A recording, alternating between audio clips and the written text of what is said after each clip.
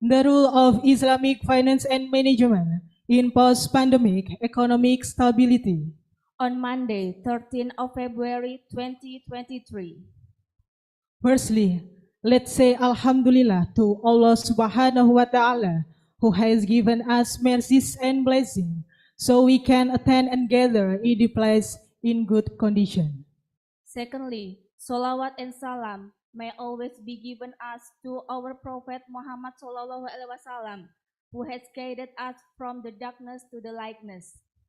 My name is Suharti. And Nurul Puspita Will be the master of ceremony, and let me read out agenda this morning. The first agenda is opening.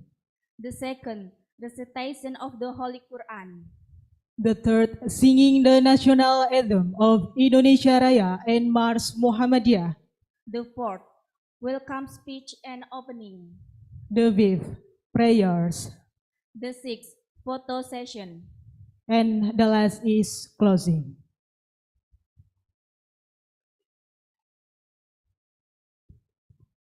The first agenda in the opening. Let's open this event by reading Bismillah together. Thank you very much. The second agenda is the reciting of the Holy Quran, which will be read by Ustadz Rohani. To Ustadz Rohani, time is yours.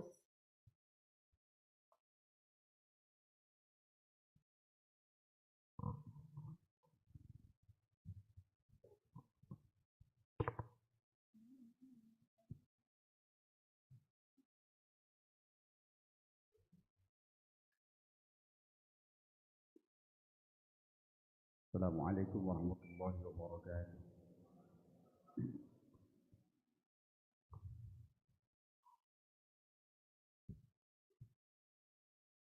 أعوذ بالله من الشيطان الرجيم.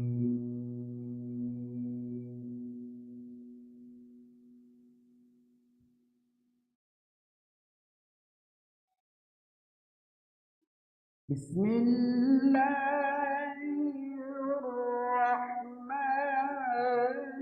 الرحيم.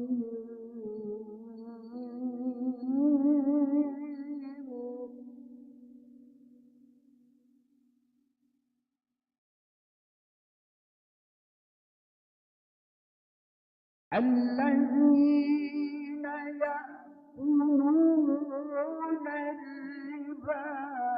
لا يقومون إلا كما يقوم الذي يتخبطه الشيطان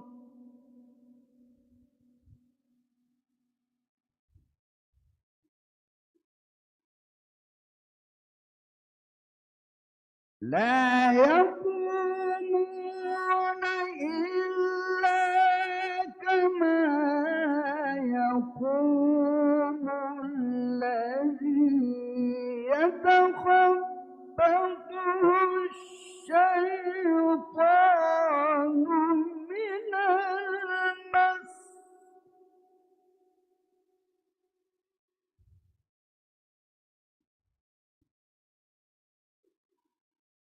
ذلك بأنهم قالوا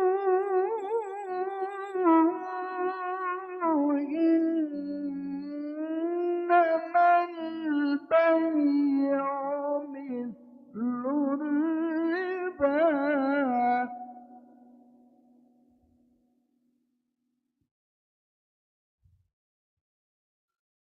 وأحل الله البيع وحرم الربا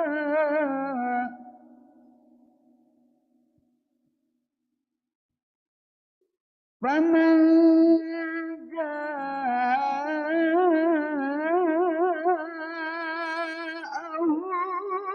موعظة من ربه فانتهى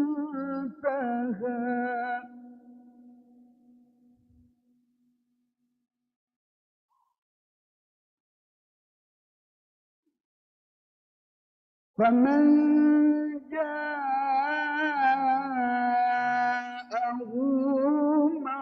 موعظة من ربه فانتهى فله ما سلف وأمره إلى الله.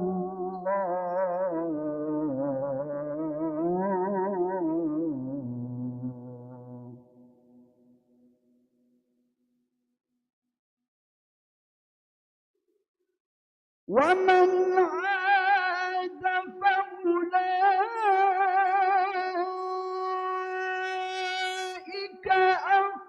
أصحاب النار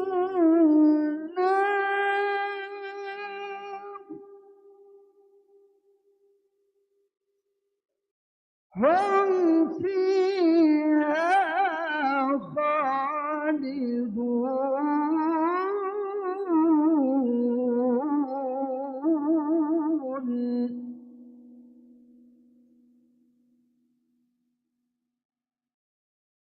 يمحق الله الربا ويربي الصدقات والله لا يحب كل كفار أثيم. صدق الله العظيم. السلام عليكم ورحمة الله وبركاته.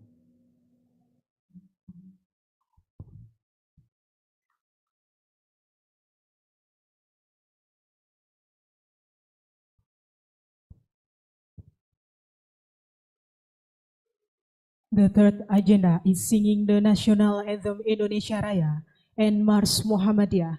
To Miss Ismi Anggita, you may take the floor. Ladies and gentlemen, please stand up.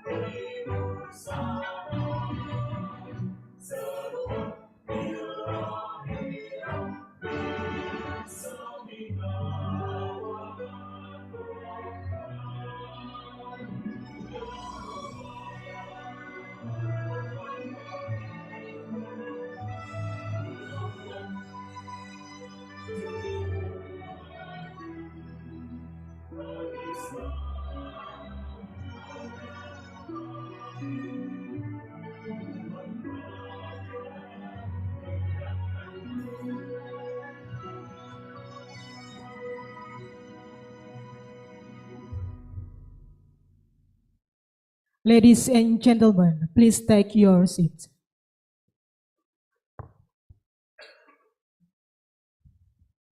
Ladies and gentlemen, step on to following agenda are speeches.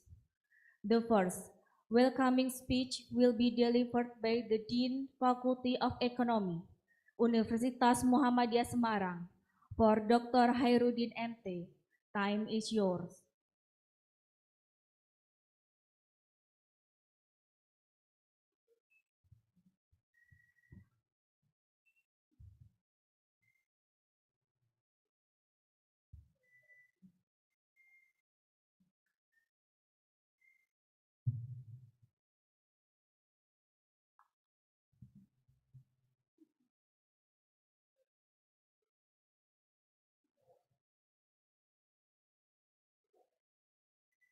Bismillahirrahmanirrahim. Assalamualaikum warahmatullahi wabarakatuh. Innal hamdalillah nahmaduhu wa nasta'inuhu wa nastaghfiruh wa na'udzu billahi min shururi anfusina wa min sayyi'ati a'malina. May yahdihillahu fala mudhillalah wa may yudlil fala hadiyalah. Asyhadu an la ilaha illallah wahdahu la syarikalah wa asyhadu anna Muhammadan abduhu wa rasuluh. Allahumma shalli ala Muhammad wa ali Muhammad kama shallaita ala Ibrahim innaka Hamidum Majid. Raditu billahi rabba wa bil islami dina wa bi Muhammadin nabiyya wa rasulah. Rabbi shrah li sadri wa yassir li amri wahlul 'uqdatam min lisani yafqahu qawli. The Honorable for Speaker Profesor Bapak Dr. Mi Muhammad, Dr. Bayu, Dr. Zilal,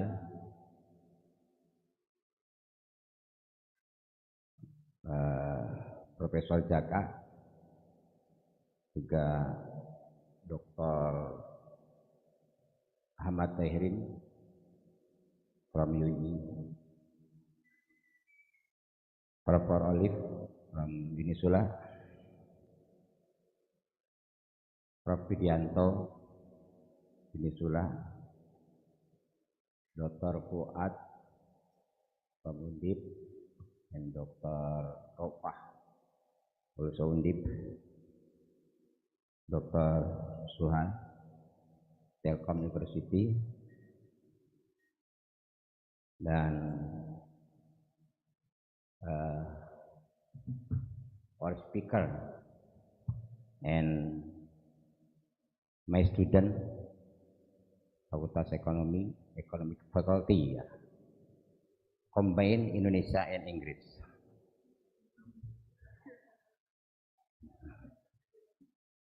characteristics Dean of Economic. Syukron kasir. Thank you very much for coming in my place. In Fakultas Ekonomi Universitas Muhammadiyah Semarang.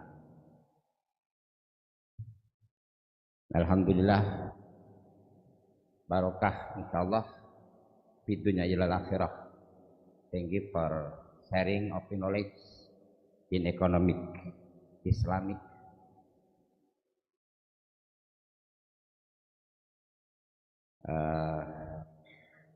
Apa lupa saya. Dan mohon maaf apabila ada kekurangan, ada kesalahan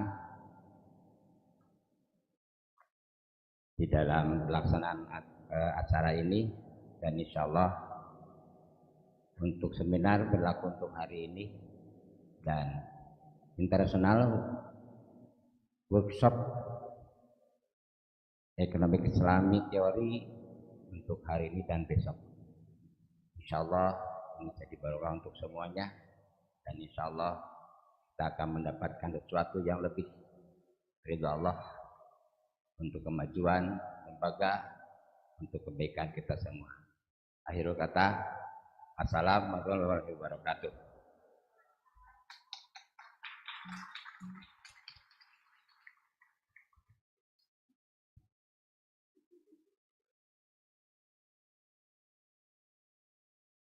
Delivered by the chairman of I-CoBES.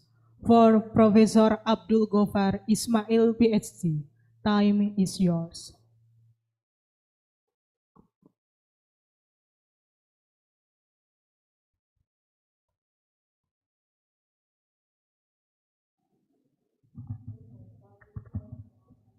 Bismillahirrahmanirrahim.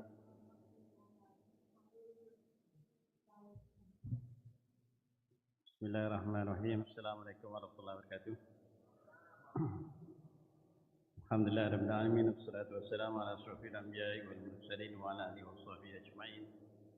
Rabbi shrah li sadri wa yassir li amri wahlul 'uqdatam min lisani yafqahu qawli.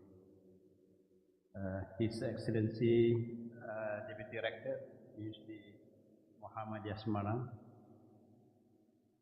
His Excellency Dean Faculty of Economics University Muhammadiyah Semarang,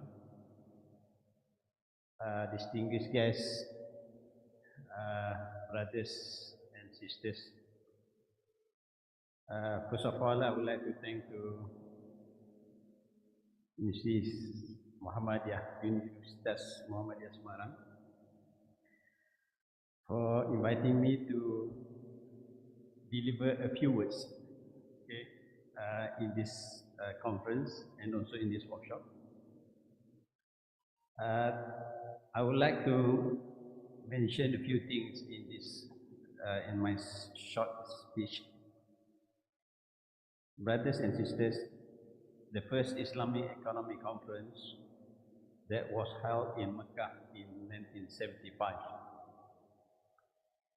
The resolution of that conference was to have a frequent meeting among the Islamic economists to discuss on several things. And if I can quote that, three important things that was suggested to be discussed in our event is to discuss on the research, to discuss on publication, and to discuss on the practices of Islamic economics. So what was suggested in that conference is a challenge for us.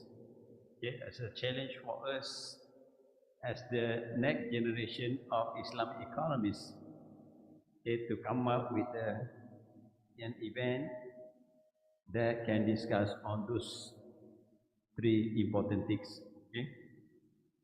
So in order to take up those challenges, so we organized the Islamic International Workshop on Islamic Economic Theory, purposely to discuss on the Islamic Economic Theory, which we believe that this area is an important area that needs to be discussed in order to support the program that are currently introduced by many universities in the world. Okay? So hopefully by having this workshop, we can come up with a new worldview, new theory, new framework, new guideline, or new concept that can be embedded in our curriculum, but not only to embed in our curriculum, but also in order to have a practical implication from those theories. So inshallah, we are going to have this workshop for 2 days. We will inshallah make a dua for us so we can come up with a good resolution, not only a good resolution, but also can share that the finding from that workshop with the others, and inshallah we will publish that papers in this workshop in the form of books, inshallah.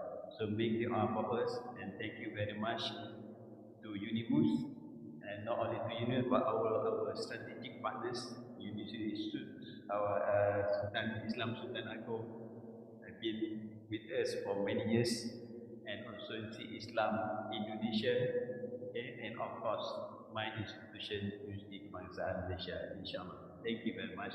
Assalamualaikum warahmatullahi wabarakatuh.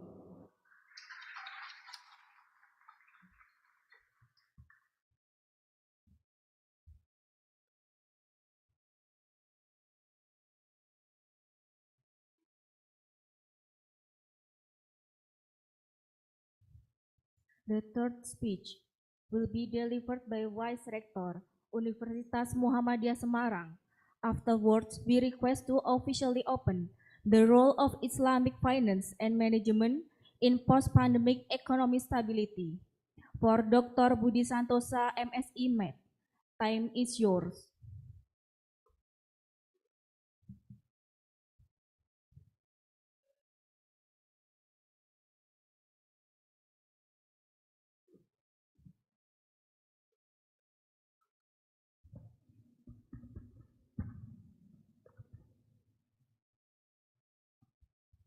Bismillahirrahmanirrahim. Assalamualaikum warahmatullahi wabarakatuh. Alhamdulillah wa syukurillah wassalatu wassalamu ala rasulillah wa ala alihi wa sahbihi wa mawala. La hawla wa la quwwata illa billah. The Honorable Speaker, International Seminar, and the Honorable Speaker, International Workshop on Islamic Economic Theory from several countries such as Brunei Darussalam, Malaysia, Filipina, Pakistan, Nigeria, and Tunisia. Maybe after this come here.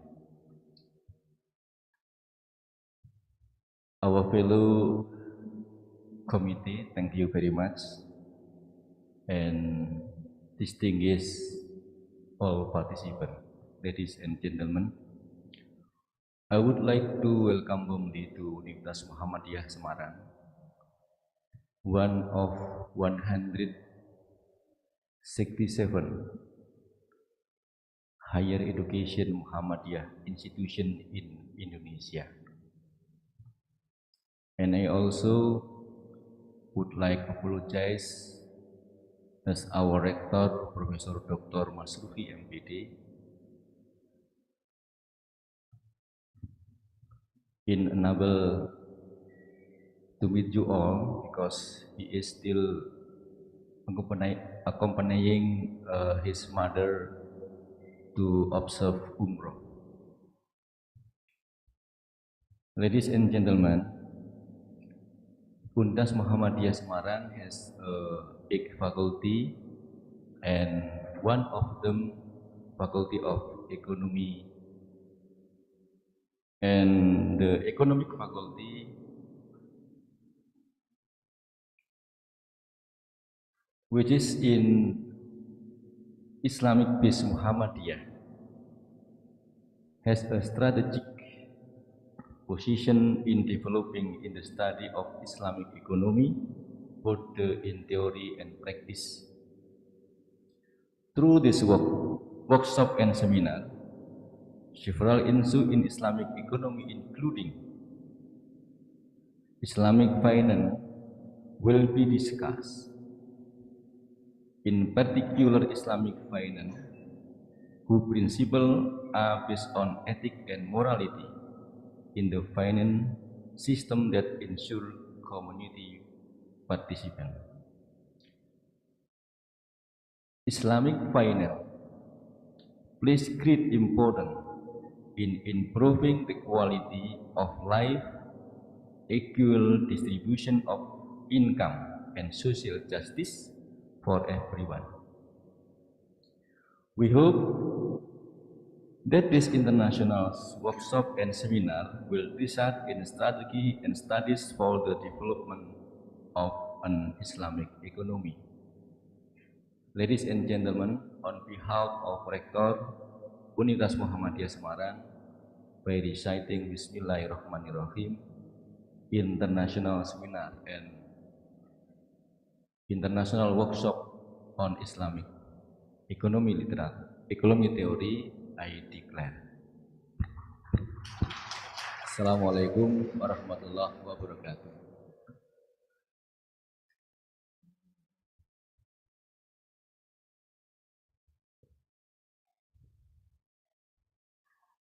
Thanks to Vice Rector Associate Professor Dr. Budi Santosa, MSI Med, for the speech and officially open of the international seminar.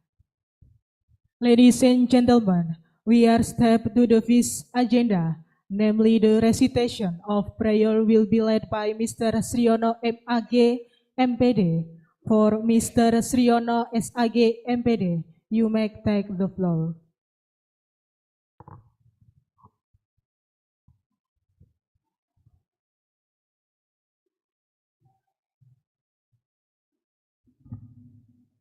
Bismillahirrahmanirrahim. Assalamualaikum warahmatullahi wabarakatuh. Ladies and gentlemen, let us pray to Allah Subhanahu wa Ta'ala. I hope that the event we are holding today will be successful and blessed be Allah Subhanahu wa Ta'ala. A'udzu billahi minasy syaithanir rajim. Bismillahirrahmanirrahim. Alhamdulillahi rabbil alamin. Allahumma salli wa sallim wa barik ala nabiyyina wa maulana Muhammadin wa ala alihi wa ashabihi ajma'in birahmatika ya arhamar rahimin. Bismillahi tawakkalna ala Allahi la haula wa la quwwata illa billah. Bismillahi masyaallah. Tabarakallah. Bismillahirrahmanirrahim. Allahumma ighfir lil muslimina wal muslimat wal mu'minina wal mu'minat al ahya'i minhum wal amwat innaka sami'un qaribun mujibud da'wat ya qadiyal hajat. Allahumma arinal haqqa haqqan warzuqna tibaa wa arinal batila batila warzuqna jatinaba. Allahumma a'inna ala dzikrika wa syukrika wa husni ibadatik. Allahumma inni as'aluka ilman nafi'a wa rizqan wasi'a wa shifaa min kulli da'in wa saqamin bi rahmatika ya arhamar rahimin.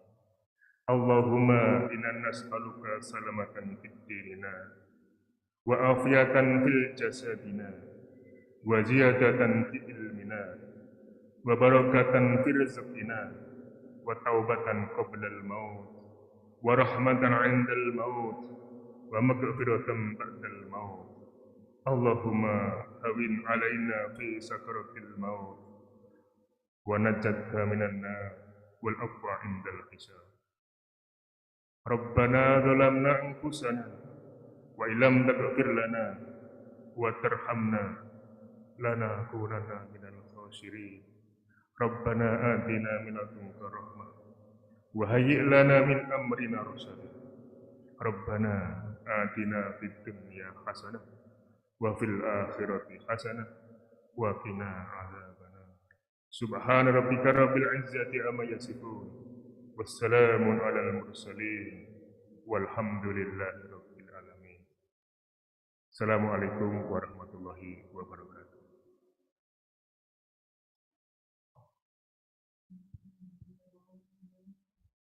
Well, the ladies and gentlemen, the next agenda is photo session. Please, the Vice Rector, the Dean Faculty of Economics, the Head of Management, Accounting, and Agribusiness Program, and also to all IWIT participants. Please come in front of the stage.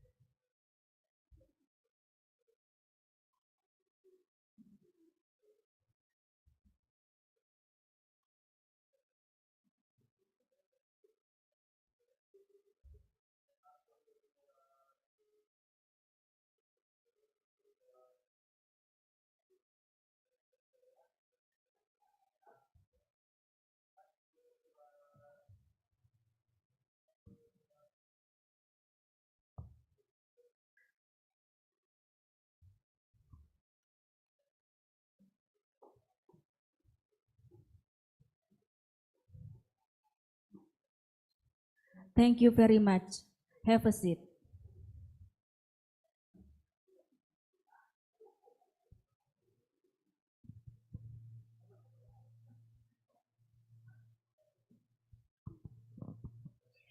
We hope that all invited guys can be participate in this event until the end. However, if there is another agenda, we invite you to continue the agenda. Before we move on the core event, seminar about Islamic finance and management, to the participant international workshop on Islamic economic theories to be asked to move to room 704.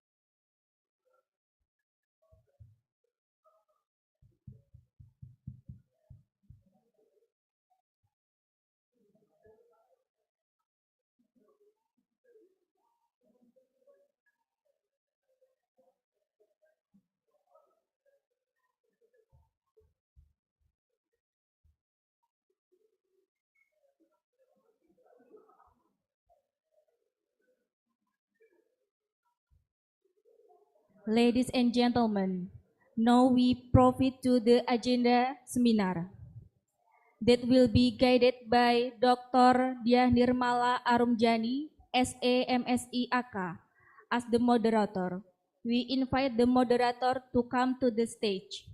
To Dr. Diah Nirmala, time is yours.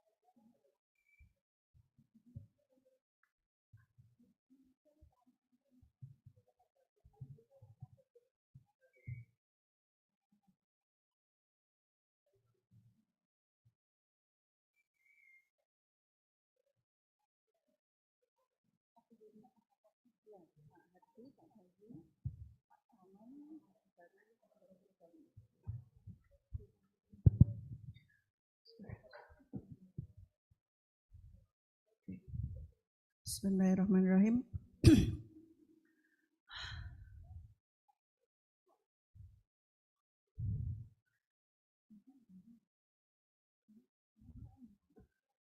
Asyhadu an la ilaha illallah wa asyhadu anna Muhammadar Rasulullah. Wa a'udzu birabbin nas, malikin nas, ilahin nas, min syarril waswasil khannas, alladzi yuwaswisu fi sudurin nas, minal jinnati wan nas. Assalamualaikum warahmatullahi wabarakatuh. Good morning, everyone. Okay, this is so good to hear you all. Today we're going to have an international seminar on the role of Islamic finance and management in post-pandemic economic stability. Oh, sorry, I need to check if I say it correctly. Okay, today we are going to have a hybrid seminar that because our speakers in here, we only have Bapak Hardi Winoto and Mr. Bayu Taufik Pasuma. Yeah, even though he's Indonesian, you're Indonesian, right? Yes, but he's currently working in Malaysia. Okay, and the other two speakers will deliver their speech from their home country. So before we start, I'm gonna read the CVs, first from Pak Hardi, our Vice Rector in here, Dr. Hardi Winoto. Oh, he's going to celebrate his birthday coming soon. So we need to check the date. On 28th February, he was born in 1968, and he's been he was our dean in economic faculty in UNIMUS, and now he is our vice rector in finance and human resource. Okay, so he's also a member of Economic Council in Muhammadiyah Regional Leaders and Tabligh Council member in Muhammadiyah Regional Leader as well. And he's also a member of Ulama Council Indonesia until 2025. So he has so many positions right now, and he also has several professional organization membership in here and several. I don't think this is enough. I don't think this 3 paper consists of his full paper. Yeah, all of his papers, only several. So I think we can start by Mr. Suhardi's article about investment prospect of halal products in Indonesia. So we in Indonesia, we have so many halal products, yeah. And since most of Indonesians are Muslim, yeah, we have sometimes we buy or purchase things without we even knowing whether the products are halal or not. We just assume that they are halal, yeah. Yeah, so maybe our seminar will be both in Indonesia and English, ya, Pak Hardi. Okay. So you can start your presentation now, Pak Hardi Winoto, and after that we will continue with our next speaker, Mr. Bayu Posuma. Please, time is yours. Assalamualaikum warahmatullahi wabarakatuh. Alhamdulillah, wasyukurillah, la haula wa la quwata illa billah, ma ba'du. Rabbi shrah sadri wa yassir li amri wahlul min lisani yafqahu qawli, amin. Yeah, thank you, my master seminar, Mr. Bayu, and all. In seminar, we can speak in English and Indonesia. Bahasa mixed language. Because a member of seminar from Indonesia and it's in Indonesia maybe not fluent English. My papers, the title Investment Prospect of Halal Products in Indonesia.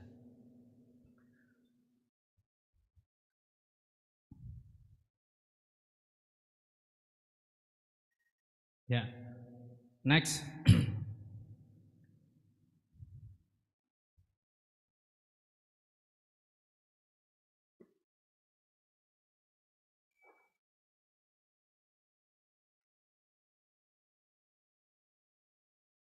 Yeah, this paper mainly discuss about investment prospect of halal industry in Indonesia. Being the world's last Muslim country for its majority, 67% of Muslim population, the country in one of important investment destination for halal product. Five sector of halal products: halal foods, Islamic finance, halal pharmaceutical and cosmetics, modest fashion, halal tourism. Introduction results from the literature study of trends analysis. Data shows that in general growth of 5 halal products sector increase based on evaluation data in the Indonesia markets associated with halal products or Syariah product are future prospect. Because in Indonesia is Muslim last invest. Industri halal in Indonesia is growing,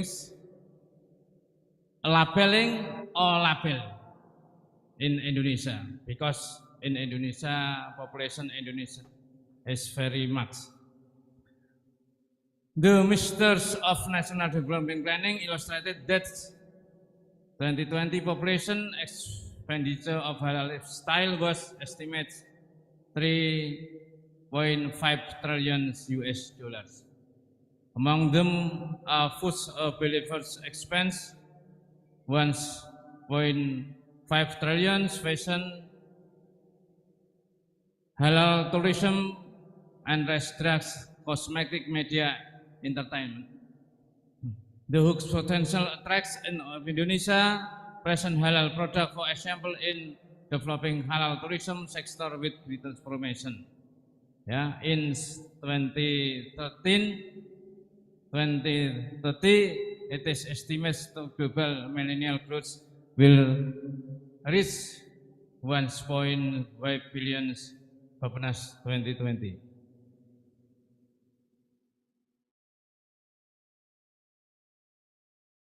Yeah, next. The synergy of halal industry active and the development of Islamic investments are mutually supporting, particularly on foods, cosmetics, and medical industries, fashion, and tourism. The core Indonesia economist explains that increasing customers' demands for halal products has blessed investment and trades in industry, not only from local companies, but also multinational companies. Regarding with the prospect and opportunities of global Sharia investment, Consultants General Standards 2017 have predicted in these reports that there will be continuous positive development until 2030. The potential for investment in the halal industry could be reached among others through a series of research, discussions, and analysis Syariah industry player. Various countries with majority Muslim and not Muslim population with studies, especially for countries, Organization of Islamic Conference in Reuters and Standards 2017.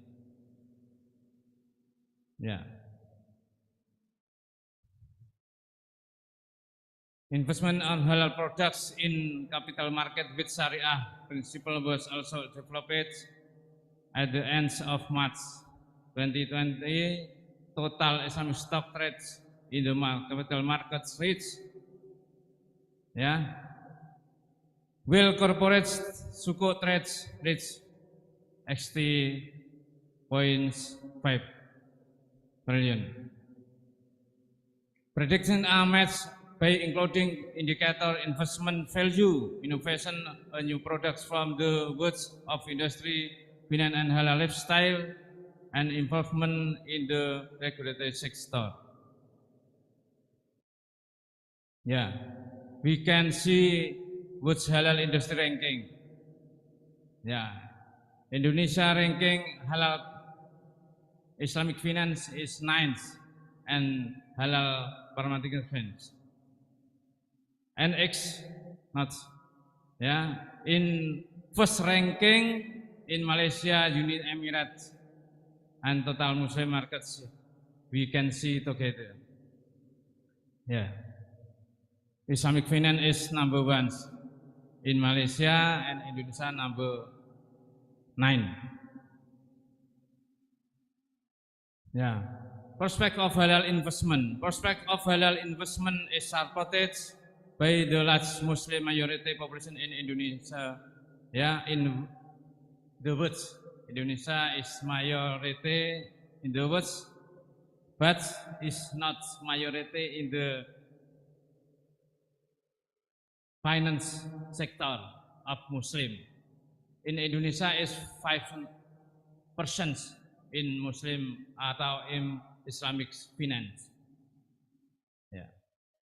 Legalists in reinforced by the fatwa of National Syariah Council, Indonesia Ulama Councils number ST concerning the application of Syariah principles in the mechanism of OKT securities trading in the regulated markets of stock exchange.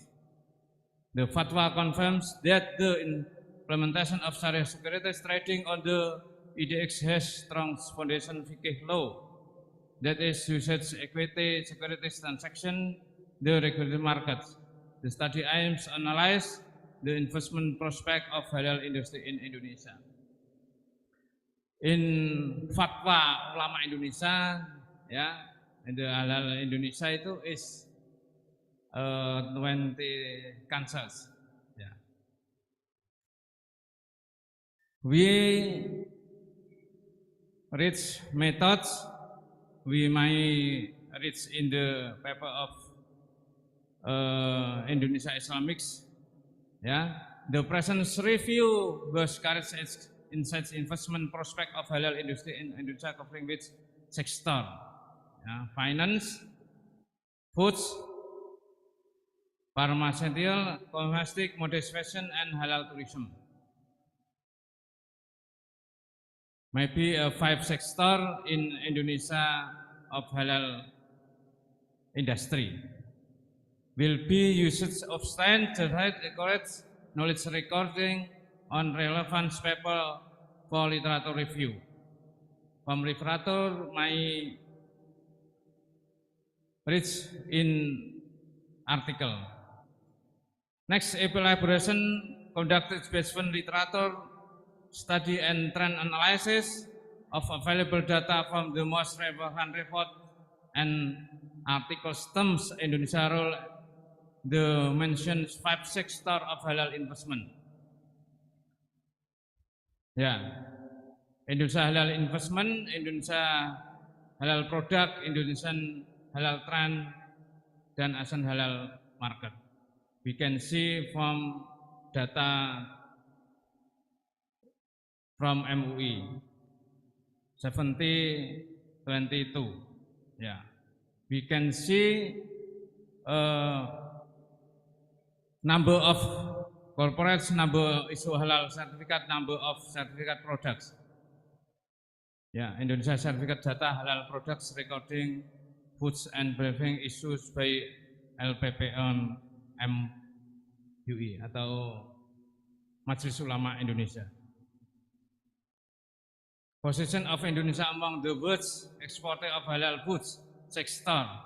Number 1 is Brazil. Ya. Australia, Indonesia, France, ya, India, France, China, Sudan, and Netherlands. Ya, exporter from Indonesia, and importers halal foods Indonesia, imports, ya, Turki, Pakistan, Egypt, Bangladesh, Iran, Saudi Arabia. Ya. Which such the larger market growth. The role of private equity really has an important role in market shares movement in various halal industry sector for several reasons. Later 70. When the company's awareness and interest in halal foods rise among various reasons, it's because it is driven by the amounts of potential and business opportunities that could be achieved. Private investment will participate in playing with the capital that the companies have. Indonesia is the country that's the largest level of halal food consumption because in Indonesia is very big, yeah, reaches of market value 190.4 US dollars billions and ranking as the 8th largest importer of halal foods. Indonesia is Muslim majority population, but imports very much. Yeah. Trend Corporation Suku Syariah Investment in Indonesia represent goods of issues and outstanding suku. Yeah. We can see together accumulation of issues corporate suku, yeah, in trillions. Accumulation issues corporation suku in total number, outstanding corporation suku total value, outstanding corporation suku in total number. We can compare it, yeah.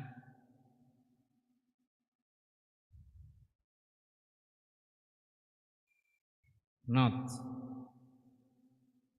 yeah. Next, yes. We can see together, yeah, tens of suku corporation syariah investment in Indonesia. Yeah. Next. Yeah, Islamic finance sector, global Muslim spends across lifestyle sector. Yeah. 2.0 US dollars trillion in 17. While the Islamic finance sector has 2.4 US dollars trillions in total assets. Yeah. Not equated with population in Indonesia.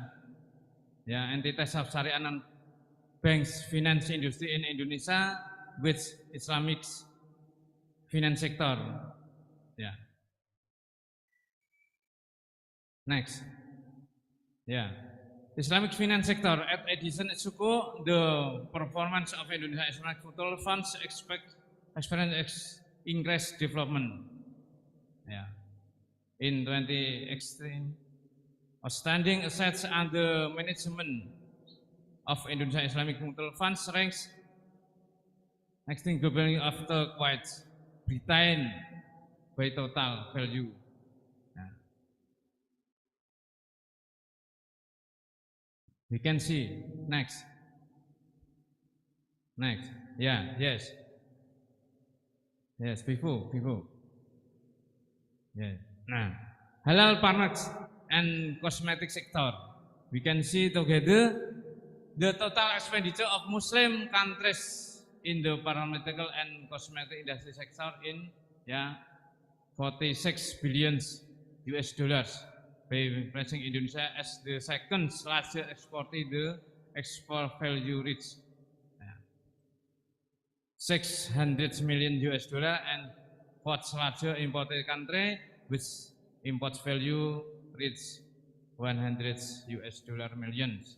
Indonesian total expenditure in the sector 3-4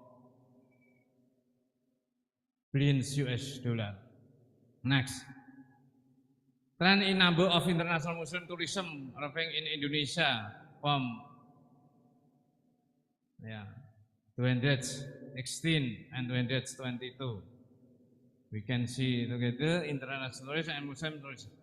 In Indonesia, Muslim tourism is very little with tourist totality.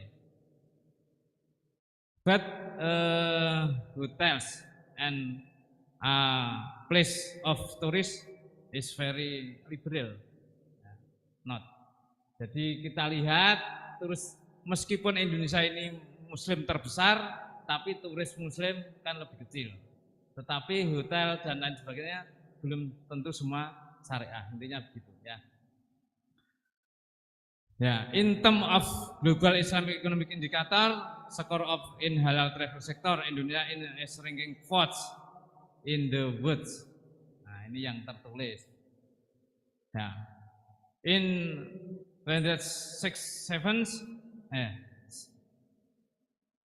Indonesia received 2.5 million people Muslim arrived the target of foreign tourists from Muslim countries in 2018. To the Indonesia is 5 million. Indonesia intinya adalah potensi, sebelumnya ini potensial menciptakan istilahnya turis dalam negeri saja kadang-kadang tidak memperhatikan halal tourism, apalagi international tourism. But Indonesia familiar with Islamic tourism. In the rich or not rich, we can together with Muslim arrival. Modest fashion. Next. Modest. Indonesia is a country with the largest Muslim population in the world. Certainly has high economic value for the development of Muslim clothing.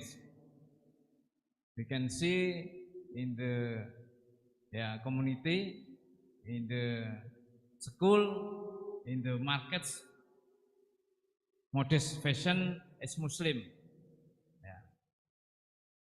Bahkan in UNIMUS UNIMUS menjadi seragam semua kecuali is not Muslim. The several things that needs to be considered in the development of Muslim fashion industry in Indonesia, namely raw material, technology, human resource, marketing and capital. Indonesia sangat besar as most Muslim in the world. If we to Mecca from China, Muslim modern, dada, baju dan lain sebagainya from China. No, they know in Indonesia very much in Mecca. Demand in Indonesia clothing market was exponential, 19 billion US dollar. In the conference, two Minister of Indonesia Erlangga Hartarto said the value of Indonesia export in the fashion industry until July 2018 reached 16 for 2 billion US dollar, which export grew value 16.57%. With this performance, Indonesia fashion products goods control. Next, result stand analysis forecast in Indonesian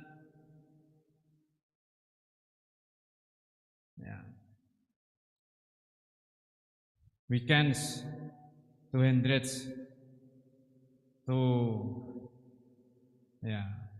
30. We can see together with halal certificate, number of corporation, number of certificate progress Indonesian tourism, Muslim Indonesia tourism. You can see. Result trend analysis forecast in 30.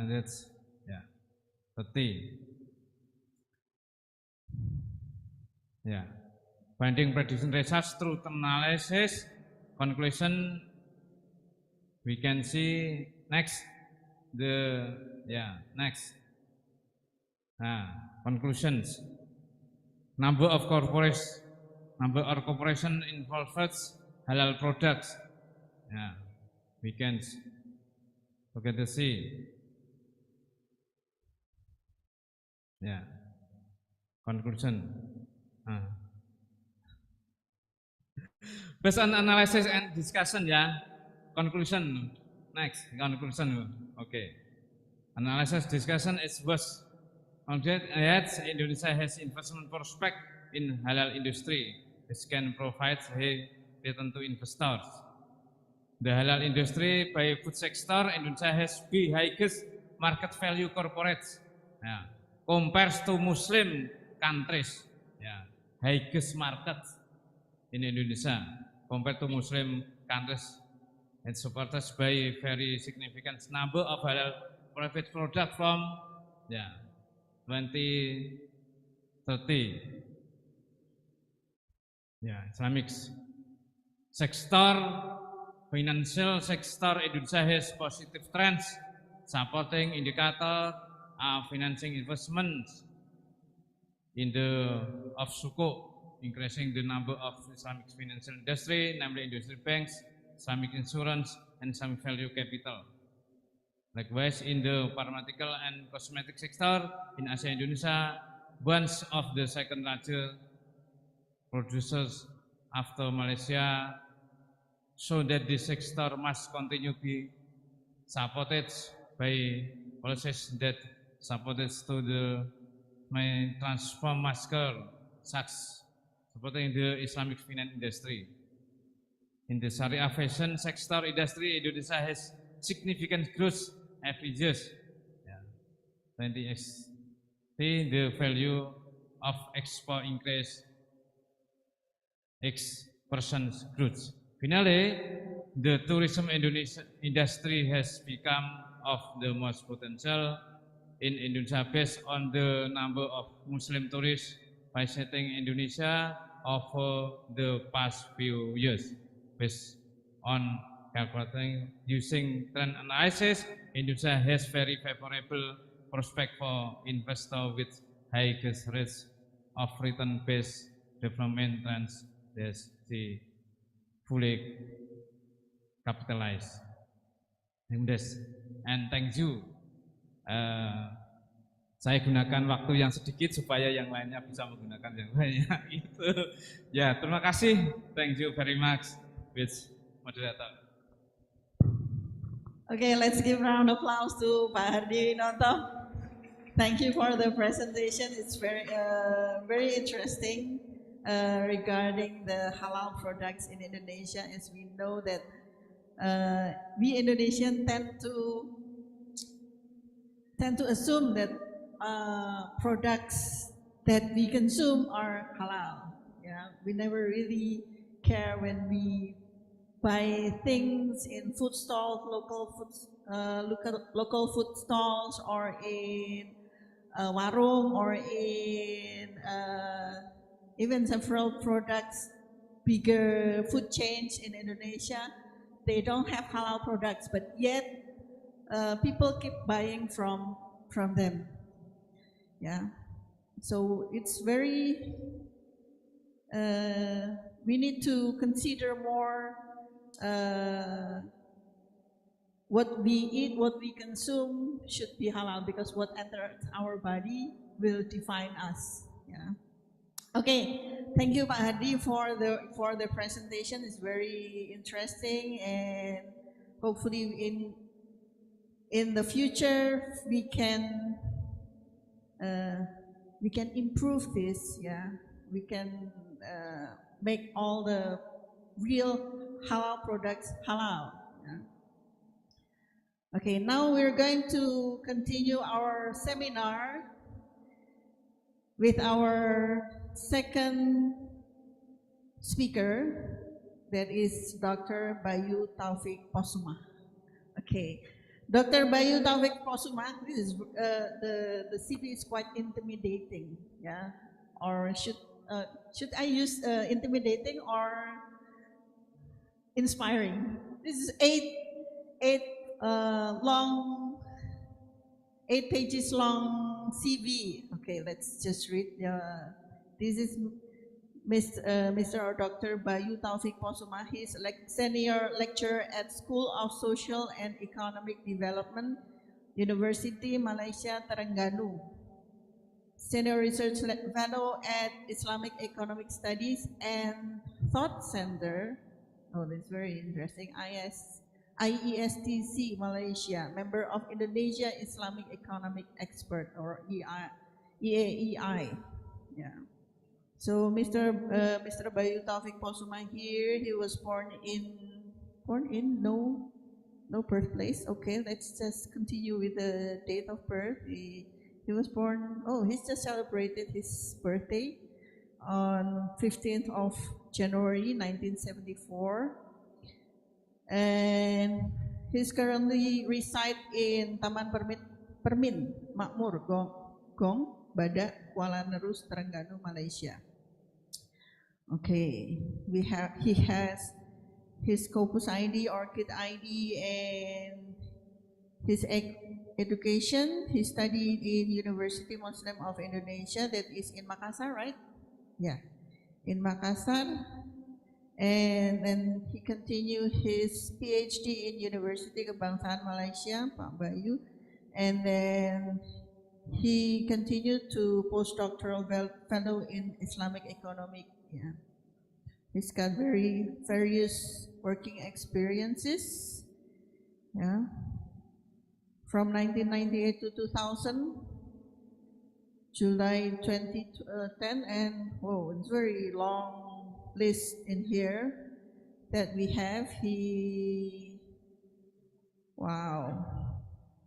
And you used to work in Tazkiyah University College Institute Agama Islam Tazkiyah Indonesia, yeah. And yeah, okay, now you work in International Islamic University of Malaysia. And he's got area of interest: classical literature, foundation of Islamic economic, Islamic banking and finance, and etc. Fiqh for economic until economics and finances issues from Sharia perspective. So he also supervised PhD students and master students. He also has several awards, nominated for the best postgraduate thesis in 2013 from National University of Malaysia. That is very inspiring. Yeah, gold medal for best presenter in I-CoBES conference at Kyoto University, Japan. Silver medal for second best paper in I-CoBES 2015 at National University Malaysia, and best paper best presenter in Pakasam 2017 in National University Malaysia. And the rest, more than half part of his CV contains his publication, all papers in journals. I cannot read this, but you can see from the screen. Okay, Mr. What should I call you? But it's very interesting. Bayu Taufik Posuman. Bayu supposed to be Japanese name. No. Yeah, Japanese name. But then Posuma is like Minahasan name, I think. Right? Yeah, it's Minahasan name. And so what where do you come from actually? Where do you come from? Yeah, I know. I mean, native. I'm sure your father is Minahasan. Actually, my mother from Semarang. Really? No kidding. Really? Ah. I'm not kidding. Semarang. Kelengan besar. Oh, Kelengan Besar. Okay, so yeah, definitely you're from Semarang. But your father is from Minahasa, yes. Yeah, from Manado. Okay, usually Posuma start with like very Christian name. Yes. Yeah, like Adolf Posuma or many things. Adolf Posuma is one of my family. Yo, your relatives? Okay, masih saudaranya Adolf Posuma, ya. Okay, thank you, Pak Bayu. Should we continue with your presentation? What's you're going to present? The title of your art presentation? I don't have. Okay, thank you. Now we can continue to the next speaker, Pak Bayu Taufik Posuma. Please have you can have the time. Thank you, Bu Udia, as a chairman or as a moderator in this program. Bismillahirrahmanirrahim.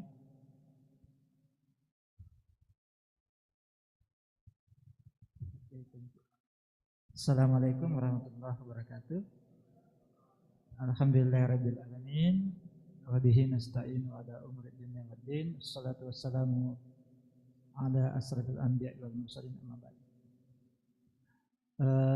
His Excellency Bapak Dr. Hadi Wihato MSc as a Vice Rector, or we call it also Vice Chancellor in Malaysia. And as a speaker in this beside me, yeah. And also the Dean of Economic, our fellow faculty staff here, maybe, and fellow committee, distinguished speakers, and all participants. I would like to first thank you for you all for inviting me to be a speaker in this program, in this international seminar. Actually, we have two programs, international seminar and also international workshop. Yeah, international workshop. And actually, be proud of me, as I said before, previously. Actually, basically, I'm from Indonesia. My mother from Semarang and my father from Manado, Sulawesi. So if you see my CV, my degree from UMI, University Muslim Indonesia, and my second degree, master, also from University Muslim Indonesia, and my study in PhD, University Kebangsaan Malaysia, as well as my postdoctoral. I told Bapak Hadi, because we are from same country, no problem if we talk in Indonesia. We combine. Yeah, we combine. So we can more understandable and we can more friendly. Yeah. In Malay we call it bahasa rujak. Bahasa rujak. If some people sometimes talking in English, speaking in English, and then campur with bahasa. We call it bahasa rujak. Gado-gado ya. Hah? Jaksel. Oh, Jakarta Selatan. Or we call it gado-gado, Pak.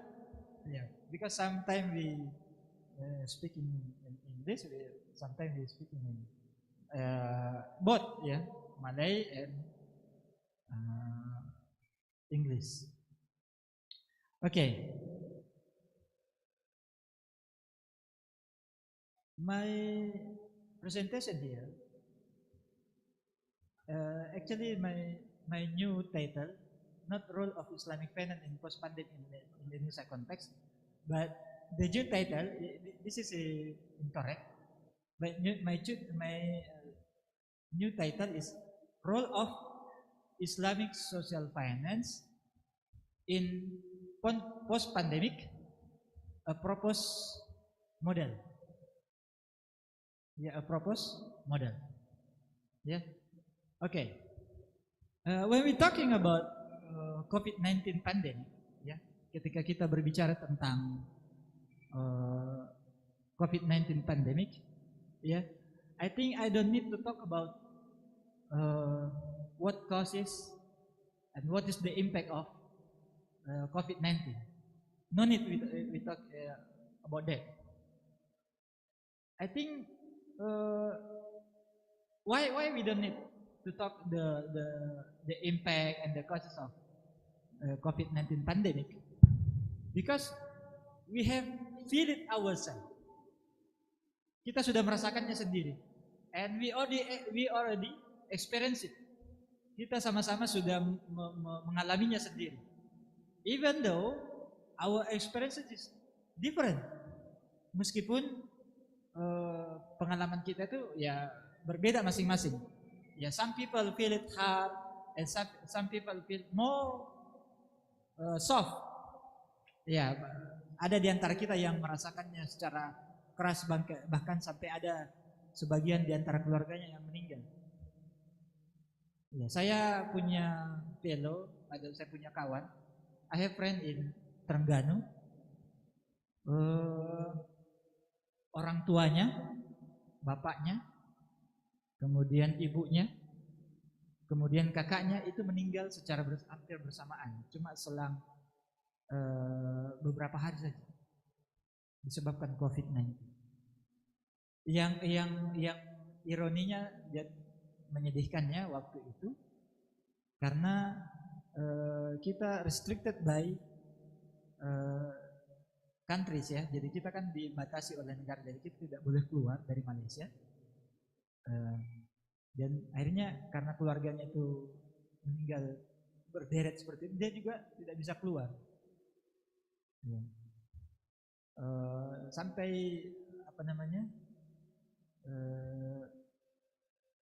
terasa sangat menyedihkannya itu karena ya itu bersamaan dan tidak bisa keluar dari Malaysia dan tidak bisa mengunjungi keluarganya waktu itu. Saya sendiri mengalami bapak saya. Ya, bapak saya juga meninggal di masa pandemik dan saya tidak bisa menemani sampai akhir hidup beliau. Dan saya cuma bisa menerima kabar saja. Dia menyaksikannya di di kafanya dan seterusnya melalui video call saja. Jadi itulah yang saya sampai katakan bahwa some of us experience it hard, and some of us experience it more friendly or more low than the others. Okay, so the most important thing atau the most important matter we have to talk about the COVID pandemic is what is the role of Islamic finance, or what is the or what we can learn, yeah, from the COVID pandemic, and is it, yeah, Islamic finance can solve the problem can solve the problem post-pandemic. If we face again the pandemic, because some researcher or some scholars say that the crisis will going repeat in many years. Ya, not impossible. Dia tidak bukan sesuatu yang mustahil bahwa krisis itu akan berulang kemudian. So what we can learn from the crisis? Is it the Islamic finance or Islamic social finance can solve the problem again? I think that is the most important we learn in this program. Okay, next slide. Wait, sorry. Okay. The first thing is what is the common view by Islamic financial scholars in economic impact of COVID-19? Yeah. What is the scholars say about the impact of COVID-19, especially in regarding the global financial itself or our country? We have seen that COVID-19 is huge, have a huge damage, big disrupt our social economic infrastructure. Kita sudah menyaksikan bahwa dia betul-betul merusak infrastruktur sosial ekonomi kita. Sebab apa? Sebab restriction itu. Kalau saya melihat bahwa in the context of our country Indonesia, not full restriction, right? Tidak terlalu dia dibatasi untuk Indonesia, sehingga dia tidak terlalu terasa secara agregat ekonomi itu tidak terlalu terasa. Tapi in the context of global countries, for example Malaysia, full restriction. Saya sampai merasakan itu ketika masa pandemik itu. Kalau kita mau keluar itu di lingkungan kita, itu polis itu keliling-keliling, pusing-pusing. Pusing-pusing, sampai pusing kepalanya juga. Pusing-pusing keliling-keliling. Jadi kalau kita mau keluar pagar saja, itu sudah siap-siap untuk langsung diamankan. Jadi ditentukan waktu belanjanya. Jadi kalau kita mau shopping untuk keperluan rumah, itu ditentukan waktu belanjanya. Lalu kemudian masuk ke tempat shopping itu, misalnya di minimarket, seperti misalnya kalau kita di Indonesia itu Indomaret itu antri masuknya itu antri. Dibatasi mungkin from 10 to 20 person only. Jadi itu sangat terasa karena full restriction, dia sangat dibatasi, sehingga impacted to our social economic very huge, sangat besar dampaknya, sehingga di sana Malaysia itu tingkat poverty-nya memang sangat naik dibanding tahun-tahun sebelum pandemik, itu meningkat tingkat kemiskinan. Cuma yang aneh, the interesting matter, UMKM-nya, small medium enterprise itu meningkat. Jadi data menunjukkan bahwa UMKM-nya itu meningkat. Dan level of SMEs or UMKM itu levelnya kan dia seperti kalau di Indonesia kan ada tingkatan keuangan. Kalau di kita UMKM-nya paling minimal berapa? Kalau boleh, dia masih disebut misalnya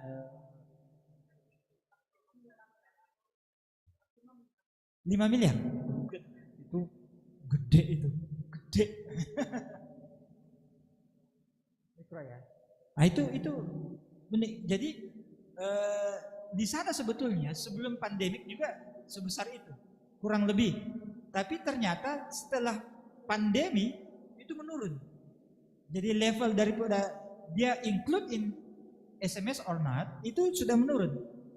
Jadi pedagang-pedagang kaki lima yang kita hanya kenal di Indonesia, itu justru makin akrab di Malaysia. Yang tadinya jalan-jalannya itu jarang kita temui, yang namanya kalau dalam bahasa kita pedagang kaki lima, ini sekarang tambah banyak pedagang kaki lima. Iya, PKL-nya, PKL.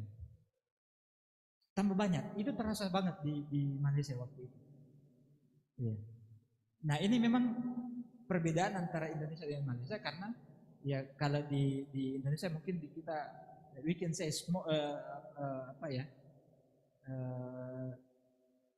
dia tidak full ya, dia tidak full restriction. Kalau di Malaysia dia full restriction. Oke.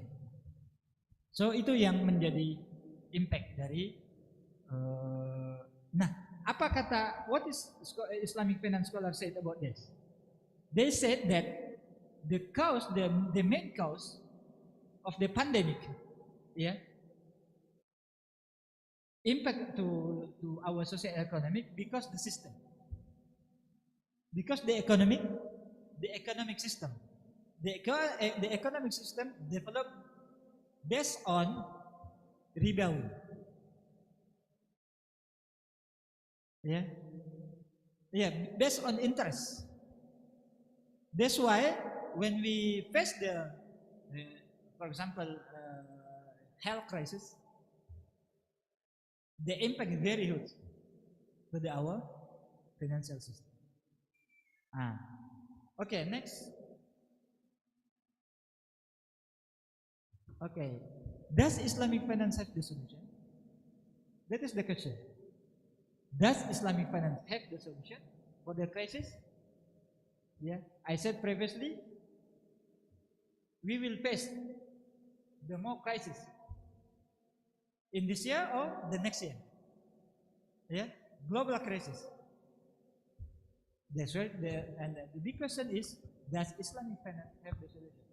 This question is the answer is affirmative. Yes, of course, Islamic finance have the solution. Our Islamic finance have the solution. Yeah.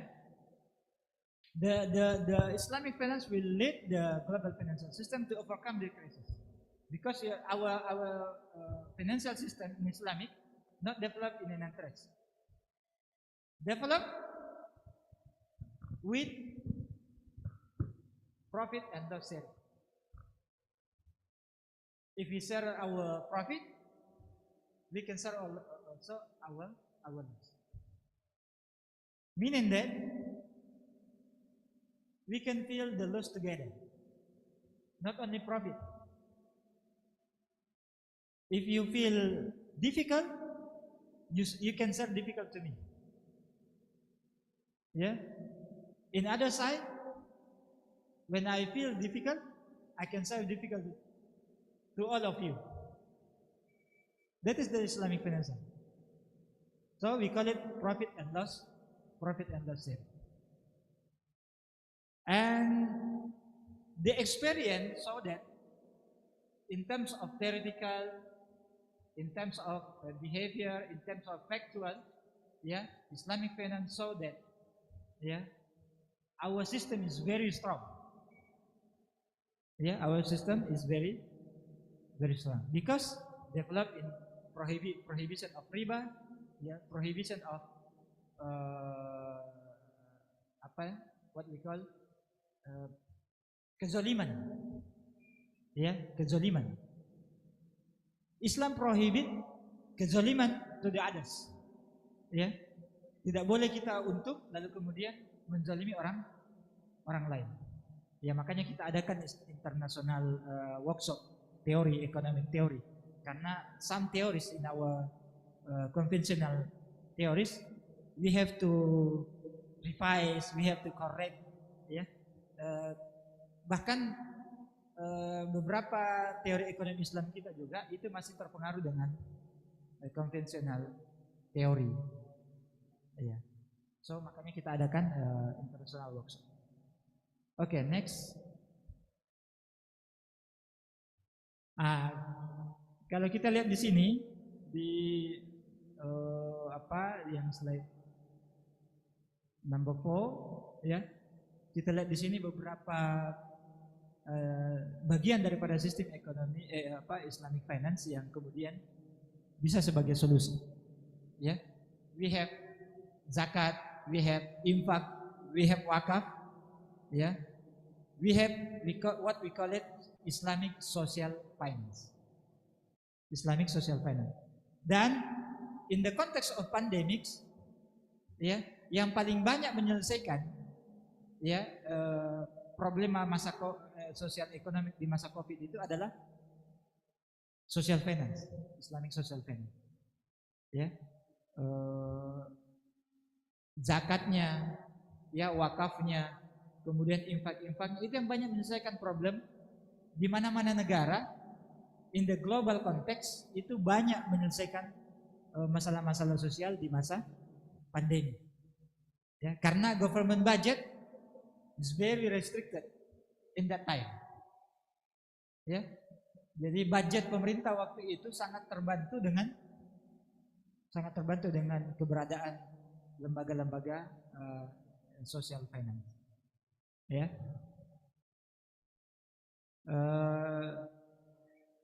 oke. Seperti misalnya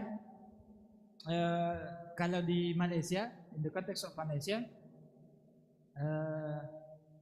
pembayaran zakat waktu itu di masa pandemik itu sempat dikeluarkan fatwa. Ya, sempat dikeluarkan fatwa mengurangi kadar zakat. Jadi zakat tidak dihilangkan kewajibannya, tapi dikurangi kadar zakatnya. Yes. I don't know in the context Indonesia apakah ada fatwa seperti itu. Tapi di Malaysia di masa pandemi waktu itu ada beberapa negeri yang kemudian ya menamakan bukan tax deduction, tapi zakat deduction. Zakat deduction. Artinya selama ini kan kita taunya ada tax deduction. Jadi kalau dia membayar zakat, pajaknya dikurangi. But in the context of pandemic, the fatwa regarding zakat deduction. Bagaimana itu, Pak? Kira-kira? Nah, ini nanti dibahas ya ahli-ahli fatwa yang ahli-ahli fikih mungkin di UNIMUS mungkin ya boleh discuss about it. Ya, zakat deduction.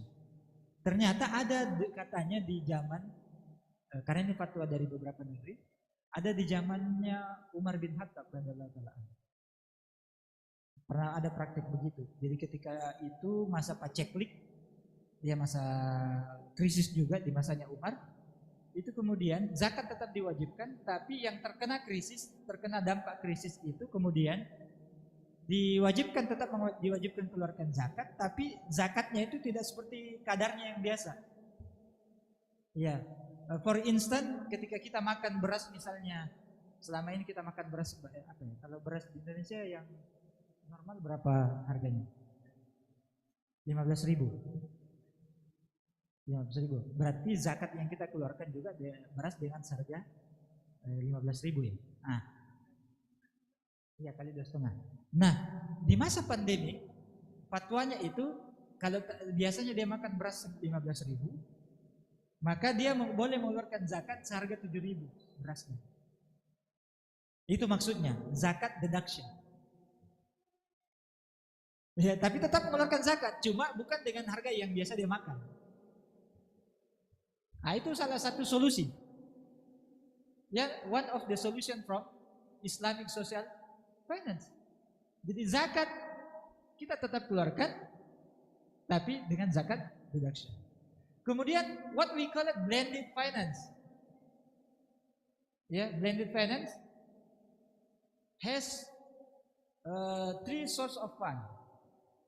From the government, ya, subsidy, and from the private source, and the third from the social finance fund.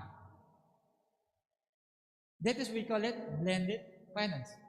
Yeah, the budget from the government we combine from the private and from zakat, infak, sedekah, and so on. That is we call it blended finance. That is also the function of Islamic social finance. Yeah, to solve the crisis. And much empowerment, mosque, ya, pemberdayaan masjid, mosque empowerment. Ini juga yang sometimes we forget it. Ya, sering kita lupakan pemberdayaan masjid. Ya, di masa pandemi seharusnya pemberdayaan masjid, mosque empowerment itu we must improve. Ya, sangat ironi kalau kita selalu di masjid misalnya berjamaah, tapi masjidnya tidak tahu ternyata di sekeliling masjidnya itu ada orang yang kelaparan. Di sekeliling masjidnya itu ada orang yang sangat memerlukan bantuan ya apa ya. Maka ya, di masa pandemik peran daripada Islamic Social yang paling besar juga adalah bagaimana memberdayakan ya masjid itu. Karena masjid salah satu tempat di mana orang suka rela memberikan duitnya, memberikan cuannya. Betul ya, right or wrong? Ya, masjid itu paling suka rela orang memberikan. Ya tak kisah apa namanya dia besar kah, gede kah kata orang Jawa atau kecil. Kalau kecelengan lewat masuk, tong masuk ya, itu artinya cuma apa orang sini bilang yang sen itu koin ya, koin atau gede sekalian masuk. Iya. Nah, orang suka rela di situ. Tapi cuma ironinya biasanya ya mosque fund itu cuma digunakan untuk develop the building of mosque. Correct me if I'm wrong. Ya, cuma dipakai untuk mempercantik, menghias-hiasi masjidnya. Padahal seharusnya dana-dana masjid itu untuk to empower our community, to empower our social. Nah, ini the role of social finance to solve the pandemic. Ya, okay. The last, maybe we can say that peer-to-peer. Peer-to-peer. What peer-to-peer? Friend, from friend to friend, from neighbor to neighbor. Peer-to-peer. But in this time, currently we call it fintech, financial technology. Yeah, one of renowned the system from the fintech is peer-to-peer, friend to friend, neighbor to neighbor, yeah, fellow to fellow, yeah, via digital, yeah, via online system. That also, I think, very powerful tools, yeah, to help our community. Okay, next. What is the post-COVID challenge for Islamic finance? Yeah, we can see very challenges for our Islamic financial system. Yeah, first, a fragmented market, investment in MFI and SMEs, dependent of government. Yeah, and then zero cash due to ME postponement, and no new customer. Yeah, especially for our UMKM, no new customer. Ya, yang paling banyak merasakan memang challenge untuk ekonomi itu memang UMKM. Ya, karena mereka kan sangat memerlukan pelanggan ya. Lalu lalang. Kalau yang seperti mall-mall itu dia boleh menjual secara online. Tapi kalau yang UMKM kita, makanya sekarang ini alhamdulillah di banyak negara UMKM-nya itu kemudian dibuatkan sistem digital. Ya, di banyak negara sekarang, ya. Ya, termasuk Indonesia dan Malaysia saya pikir itu sudah membuatkan saluran-saluran digital untuk mempermudah UMKM kita. Ini kita bisa lihat di sini, ya. Saya tidak bisa lihat karena mata saya sudah. Tapi ya, itu beberapa challenge yang kita bisa lihat, fragment market, ya, because it's restricted by the pandemic, and of course investment in MFI and SMEs, ya, no new investment, ya, very difficult for new investment, and then zero cash and no new customer. Yeah. Okay, next. This is COVID-19 impact on our society. I don't think, yeah, I think no need to explain more. Post-COVID challenge also. Yeah. And why Islamic social finance? Why Islamic social finance? In the context Indonesia, the potential of zakat, yeah, very large, very huge, yeah. Total zakat potential in Indonesia, ini data yang saya coba ambil Google di Basnas, itu kurang lebih more or less ya 327 triliun, more or less. Itu very huge potential, ya. And was estimate that the potential zakat collection in Indonesia could reach approximately 40 trillion, yeah, or compared to 2.8 billion in USD annually. This is a huge potential from zakat in Indonesia, even though the collection is still smaller than the potential. For wakaf, around 180 billion, yeah, in cash wakaf. I mean, in 2022, and around 70% yeah, in land wakaf.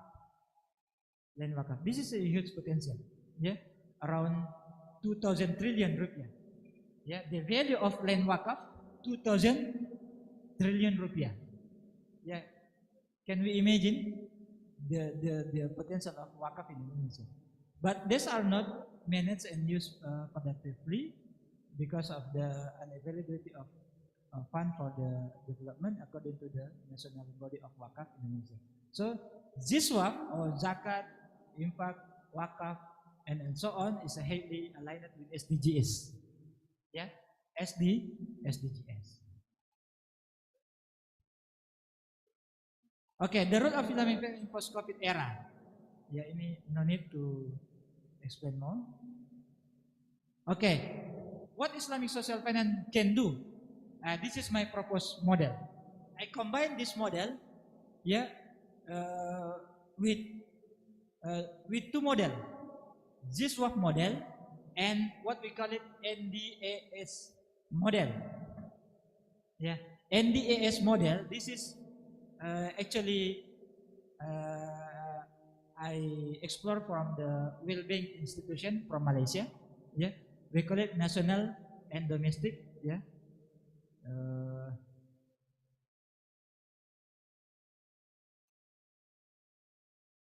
Yeah, NDAS model. Yeah. Yeah.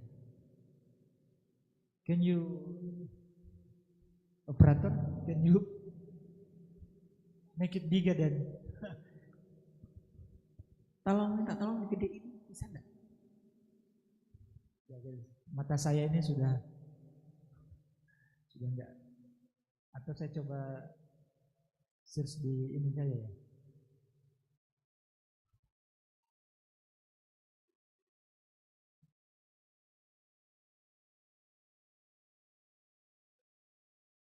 Saya coba buka aja di sini deh.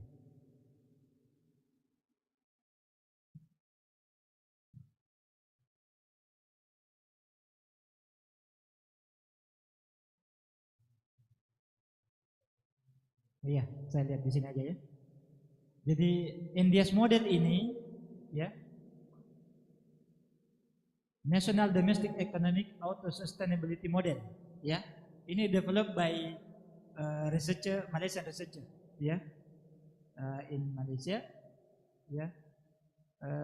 NDAS model cover four platform. The first platform is the domestic education and technical training standardization platform, and the second platform, the domestic productive. This is focusing on how to improve the productivity from the infrastructure and transportation platform. And the third platform is the selective strategic trade, investment and tourism protection platform. This is actually focusing on trade, yeah, domestic and foreign. And the fourth platform is the environmental and natural resources management platform. Yeah, this is focusing on especially what we call it green economy now. Yeah, green finance, green economic, yeah, or we call it also ESG. If you have ESG, about ESG, environmental, social, and governance.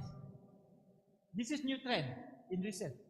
So the students here, maybe you can try new research about ESG, environmental, social, and governance. This is new trend in research in economy. So when we combine this four platform to the Islamic finance, it means the Islamic finance provide the source of fund. Yeah, Islamic social finance provide source of fund into India's model, into the four platform.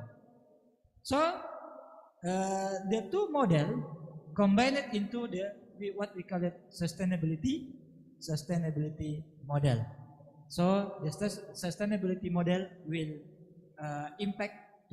will benefit to the high productivity, international and domestic investor, and food security. This is the important point, yeah. The food security in the context of Indonesia, food security is a very important matter, ya. Apa kalau dalam bahasa kita food security itu cadangan pangan, ketahanan pangan, ya, ketahanan pangan. Dan in the context of our country, ini ketahanan pangan memang masih rendah levelnya dibanding negara-negara lain. Jadi memang menjadi fokus pemerintah kita, khususnya pemerintahan Bapak Joko Widodo, ya, itu untuk fokus ke food security. Cuma selama dalam hampir 2 periode ini habis, ini belum terlalu signifikan, ya, ini dan Malaysia sangat terasa juga, ya, starting from the pandemic, ya, sangat terasa. Sebelum pandemic itu belum terlalu menjadi isu, but the after pandemic, food security sekarang sudah menjadi isu juga, ya. Dan seharusnya in my mind, ya, kalau dalam pikiran saya, seharusnya Indonesia tidak perlu merasakan menjadi isu itu food security dibanding Malaysia. Kalau Malaysia memang wajar food security menjadi isu. Sebab kenapa? Sebab in the context of resources, ya, Indonesia have many resources, ya, ada hutannya, ada sungainya, ada lautnya luas Indonesia. Kalau Malaysia selain memang areanya lebih kecil dari Indonesia, lautnya juga terbatas di Singapura, terbatas di atas Thailand, terbatas di samping oleh Indonesia, ya, sangat terbatas di lautnya. Kalau Indonesia lautnya sangat luas, bahkan terpanjang di dunia. Garis pantai Indonesia sangat terpanjang di dunia, menjadi yang terpanjang di dunia. Kalau Malaysia terbatas, maka wajar kalau food security, ya, before and after pandemic menjadi isu, ya, before and after pandemic. So ini yang bahkan in the global economy now, currently food security is very, ya, sekarang menjadi isu yang tren. Ya. Nah sekarang kemudian juga green, itu yang saya bilang tadi, ya. Okay, student from the foreign, from our country is, if you want to make research, ESG, environmental, social, and governance. Ini yang bagus menjadi bahan riset sekarang. So, if you see this, yeah, Islamic social finance can do more and more, yeah, to provide a source of fund, and then we combine the what we call it NDS model or ESG model or any model, yeah. If you want to combine the social finance, can. Yeah, but in this time, I want to propose this model. Yeah, combination with social finance this one and India's model, because India's model is very sangat terbaru ya, the newest model. Ya, dan kita boleh apply, ya, we can apply in our country, Indonesia. Okay, thank you for all your attention for my presentation. I hope you can understand. I hope you can benefit from many you can learn from my presentation. Yeah, so we can expand and we can explore more in the question and answer, yeah, session.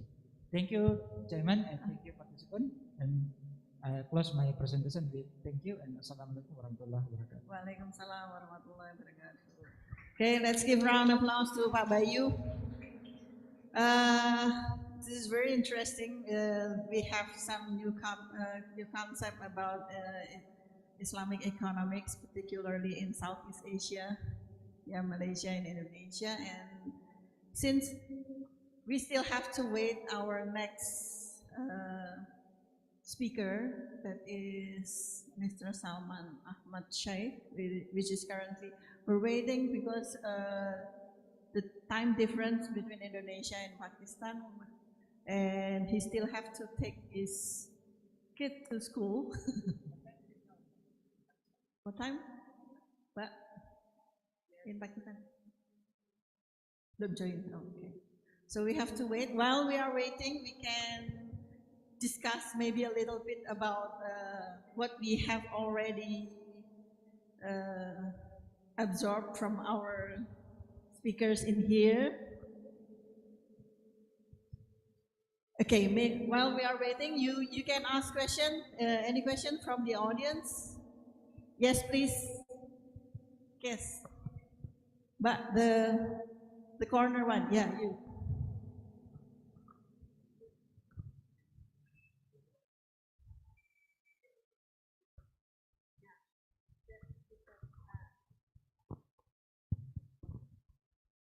Assalamualaikum warahmatullahi wabarakatuh. Previously, I was introduced to Aprida Kumala Dewi from the 4th semester of Accounting Study Program.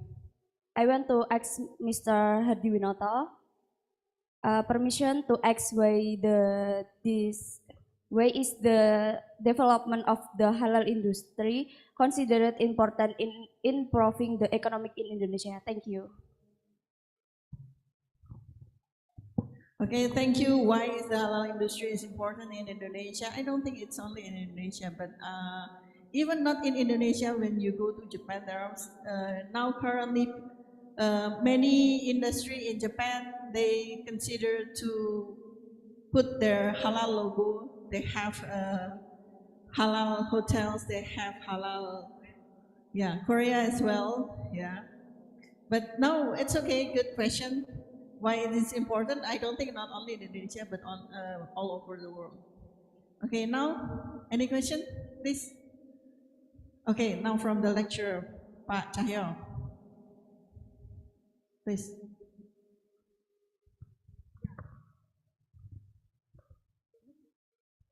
Yeah, sure.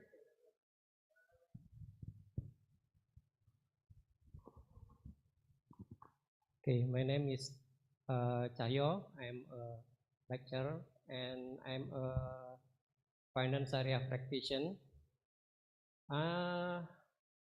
I think Islamic finance is unique because it helps the economic growth. We have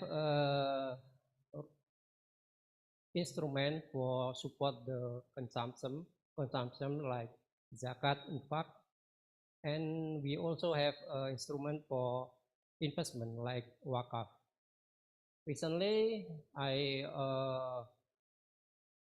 developed the model of finance to help UMKM in Indonesia. As I involved in security crowdfunding, I try to make a model to link between suku link wakaf and wakaf link suku. Yes, Yeah, as you know that wakaf in Indonesia, we have a huge potential, but from the literature we know that millennium little keinginannya kecil untuk berwakaf saat ini. Jadi mereka kurang tertarik. Sehingga we try to develop program we call wakaf Nisia. Jadi they can invest and they have an option to untuk memilih salah satu atau dua-duanya apakah dia mau berinvestasi atau berwakaf. Nah, cuman di sini bahwa ternyata itu juga masih kurang berkembang. Dan saya melihat bahwa di Malaysia ada satu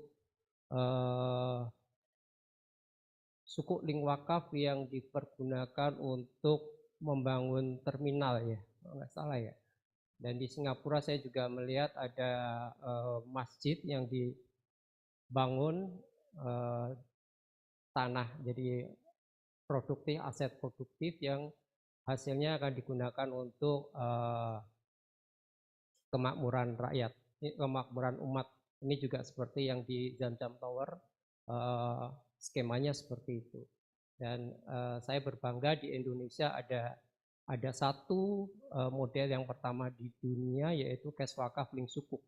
Ini merupakan satu inovasi dari kita mengembangkan produk ini. Makanya saya ingin mengetahui bagaimana Malaysia bisa membuat cash sukuk link wakaf ini menjadi sesuatu yang bermanfaat, terutama nanti kalau saya aplikasikan ke UMKM. Terima kasih. Okay, thank you, Mr. Cahyo. This is very interesting. We have sukuk linked wakaf, right? Okay, sukuk linked wakaf. Do you think this potential in Indonesia or in Malaysia? How is sukuk linked wakaf in Malaysia? Okay. Okay, please, sir. We have, ya, silakan, Pak.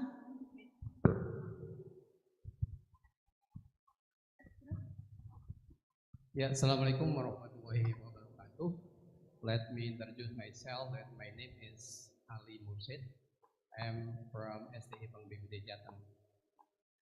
And I would like to ask, or maybe discuss some question.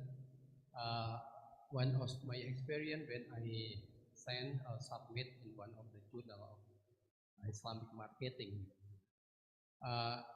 One of the reviewer asked me about why you wrote about halal tourism, maybe one of them.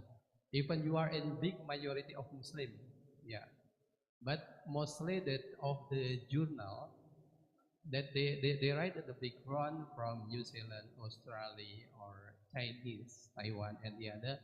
That most of them if we find, because we can find easily about halal food and the other, including in Islamic financial service. And here, this is that I would like to add. At the second, most of Indonesia has a potential, for instance, in the Islamic tourism or in the Islamic finance or in any of halal product and the others, but mostly that we always become customer. Yeah. That we go to Singapore, to Malaysia, to Thailand, or maybe to Japan and the other, that mostly that they provide halal food, or maybe they provide mosque or prayer room. This is for the Muslim tourists. That we always become the market. Yeah. When we went to international in Thailand, that they profit that mostly that 90% of our customer here is Muslim, yeah, and mostly from Indonesia, so they provide halal food, yeah. In this case, that I would like to ask you about the idea of that we always we can become the player, not become customer. Yeah. We always become customer. They of the journal that they always write of the prospect of Islamic marketing or halal business in the world because of the market potential here. It's very big and fast growth in this case. And the last of my question, and condition, it's a condition that the interest rate is high. What is the role of Islamic finance, particularly in the recovery of small and medium enterprise? Okay, thank you very much. Assalamualaikum warahmatullahi wabarakatuh. Okay, let me summarize from Pak Ali Mursid, yeah, from STA Bank Jateng. So we always become a consumer, but never become a really a player in the Islamic industry. That's the point, right? Yeah.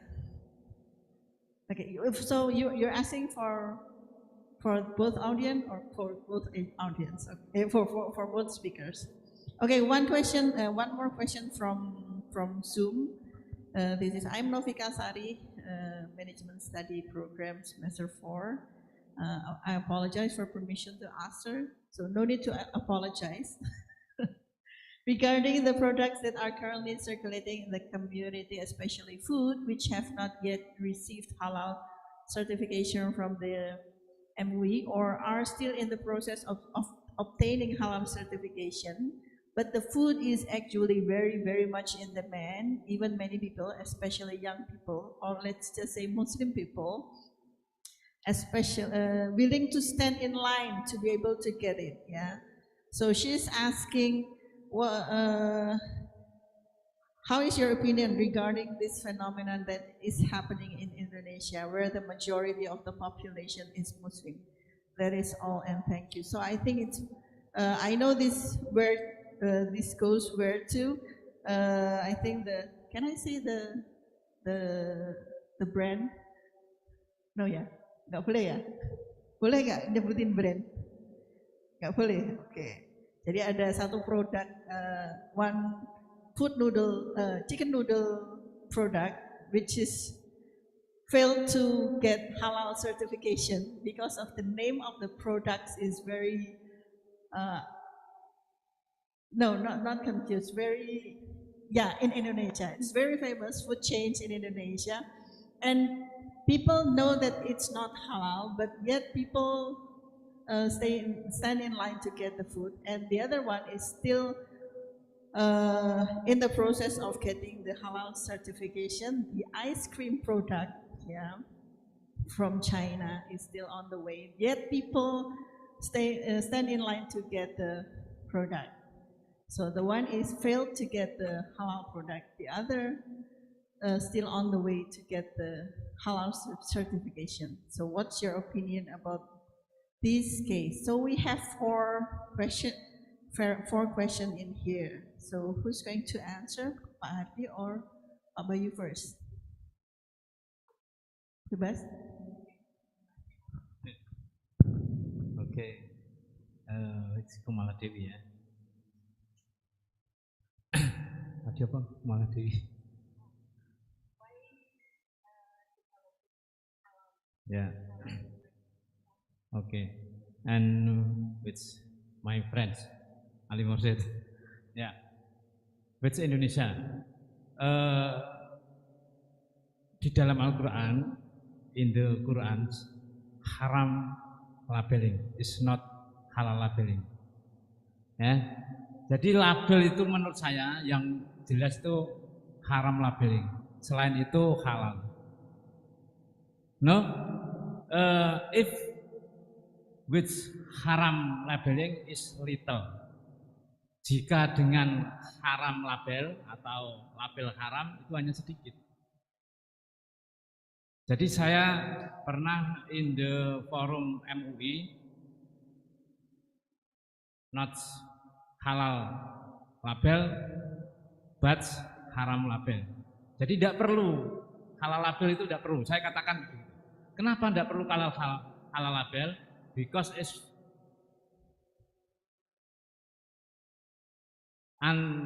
accounting, tidak terhitung jumlahnya. Nanti kalau in Indonesia is majority is Muslim,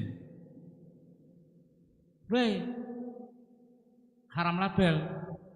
Ngapain haram label? Sembelih ayam sudah sendiri. Tahu masak halal label, tahu tempe. Ya. Haram label is very little dan itu cukup. Selain yang haram adalah halal. Yang terakhir tadi, kenapa? Itu cukup. Berani atau tidak MUI mengharamkan melabeling haram. It's very little. In the number of MUI protes for me. Semua protes. Loh, wong halal label itu sudah program pemerintah, kenapa tidak setuju? Dan Anda adalah anggota MUI. Memang saya anggota MUI yang tidak setuju halal label. My agree is haram label. Nah, berani apa enggak? Ya itu persoalan politik will. Difference in Indonesia and other. Sangat berbeda antara Indonesia dan yang lainnya. Misalnya Singapura, halal label is important. Opportunity in Indonesia is haram label. Kalau di Indonesia cukup haram label saja. Nah, itu menurut saya begitu. Jadi haram label cukup di negara-negara yang non-Muslim. If in Indonesia is Muslim majority is haram label, not halal label. Okay. Okay, that's from Pak Hardi Winoto about haram and about halal label.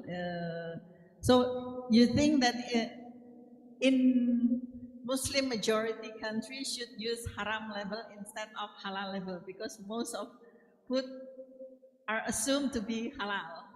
Yeah. And while in country like Japan and Korea is already correct because they put halal label because most of their food are haram. Okay, that's from Pak Hardi. Pak Cahyo. Oh, Pak Cahyo, the question about suku linked wakaf. Could you please answer the question, Pak Bayu? Okay, thank you from your question. Actually, when we're talking about case wakaf link sukuk, Malaysia should learn from Indonesia, not vice versa. Malaysia should learn from, but in Malaysia, we not call it case wakaf link sukuk, only sukuk. Previously, not case wakaf link suku. Case wakaf link suku, start from Indonesia. So that's why I say Malaysia should learn from Indonesia. And in the context of SME, I think the model from Indonesia also very impressive. Yeah, very impressive. We have different model actually. We have different model in Malaysia and in Indonesia, depending the need from SME. So we can apply model depending the situation from the SME. In the context of ZISWAP, zakat infak wakaf sedekah, that is only the source of fund. You can develop any model to have the SME. No problem, as long as you can have the SME or MFI. So I think not big deal, yeah, not problem, because only the source of fund. Cash wakaf link sukuk, if you say bandara terminal, Air Asia, but not cash wakaf only. They call it only sukuk. Yeah, they call it only sukuk, not only from. That means not only from wakaf fund, but from the other source of fund. Yeah. For instance, in the context of Malaysia also, the government effort. Yeah, the government effort, especially regional government, like province. Yeah, in Indonesia province we call it province, but in the Malaysia we call it negeri. Ya, kerajaan negeri. Ya, itu effortnya ya, luar biasa juga. Jadi caranya mereka kalau membuat program wakaf, mereka develop dulu project.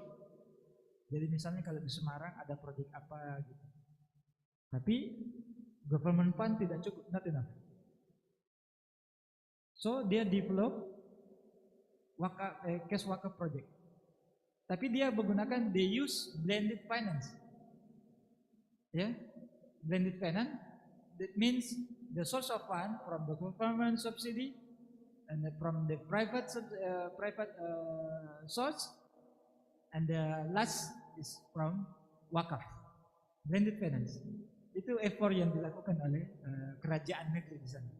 Nah, itu model yang mungkin yang kita boleh apply lagi nanti kita kembangkan tuh di Indonesia. Jadi in the concept of cash wakaf ini, Malaysia also learn from Indonesia. Alhamdulillah. Yeah. Okay, that is my answer. Okay, thank you. So you think it's possible for Indonesia to implement the cash wakaf support for building infrastructure? Not big deal, I think. Already. Initiated by government. Initiated by the government. But you say previously about millennial, yeah? Yeah, millennials. Actually, I have student, master student. He received about the intention of wakaf from the millennial, Indonesian millennial. The recent data show that the intention of millennial to give wakaf, yeah, above 50%. Yeah, the attention. Mostly kebanyakan mereka yang membeli itu adalah justru milenial, Jabotabek. Itu data, recent data sekarang. Ya, yang paling banyak beli. Jadi yang result of this is master student. Ya, jadi kebanyakan justru yang milenial membeli. Tapi yang menyebabkan dia membeli, this is the problem I think. Ya, yang menyebabkan mereka banyak membeli CWLS itu from rational factor. Ya, rational reason. Not from their literacy to the wakaf. Yeah, not from literacy. Yeah, they see wakaf or sukuk only from investment side, not from religiosity side. That is the problem, I think. Yeah, the millennials see wakaf only from investment side, not only from I want to have the need, I want to have the government to have the need. No. From the investment side, I think that is also the problem. I think back. Yes, of course, because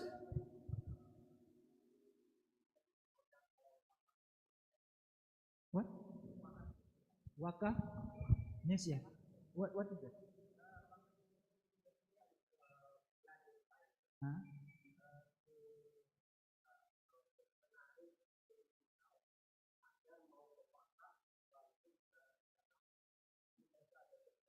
Yeah. I think the problem not the model atau nama, bukan label. Yes. Yeah. Tapi the intention. Kalau cuma dia memandang bahwa saya berwakaf itu karena the return, ya kan, investment, ya bukan nilai ta'ala. Artinya dia tetap mengharapkan untung dan itu dia akan tetap ambil kan. Nah itu, tapi kalau dia berdasarkan based on their literacy, their religiosity, their spirituality, to help the others, I think yes, of course this is our intention. Thank you. Okay, this is very interesting. So as we can see, so it means that in Indonesia the literacy about wakaf it's still very low, But we know that since it's very profitable for digital millennials, so you guys, the millennials, remember this. Islamic economics is very profitable. So.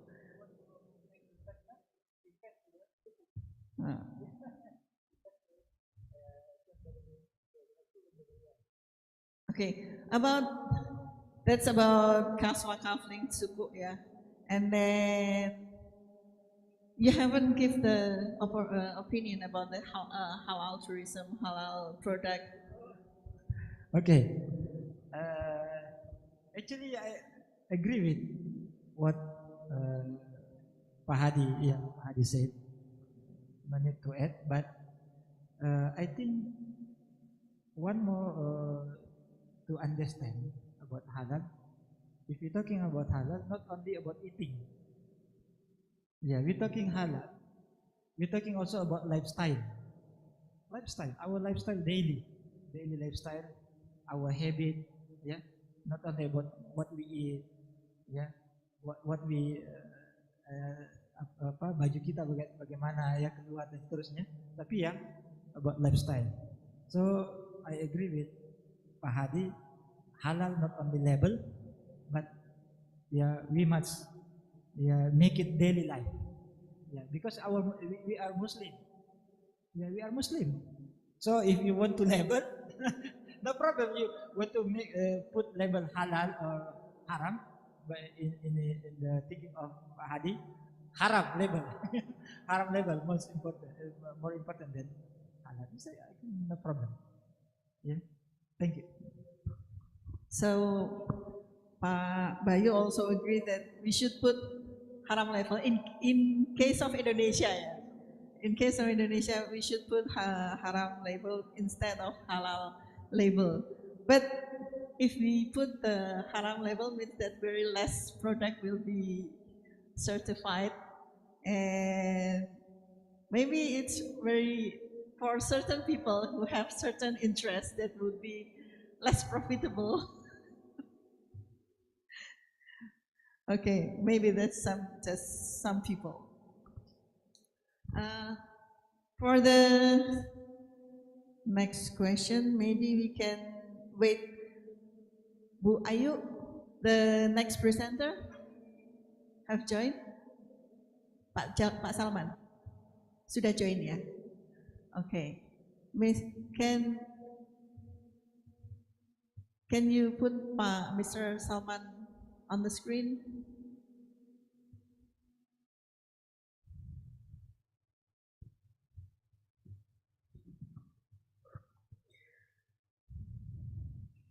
Okay. Before we start, we continue to the next speaker, that is Dr. Salman Ahmed Sheikh.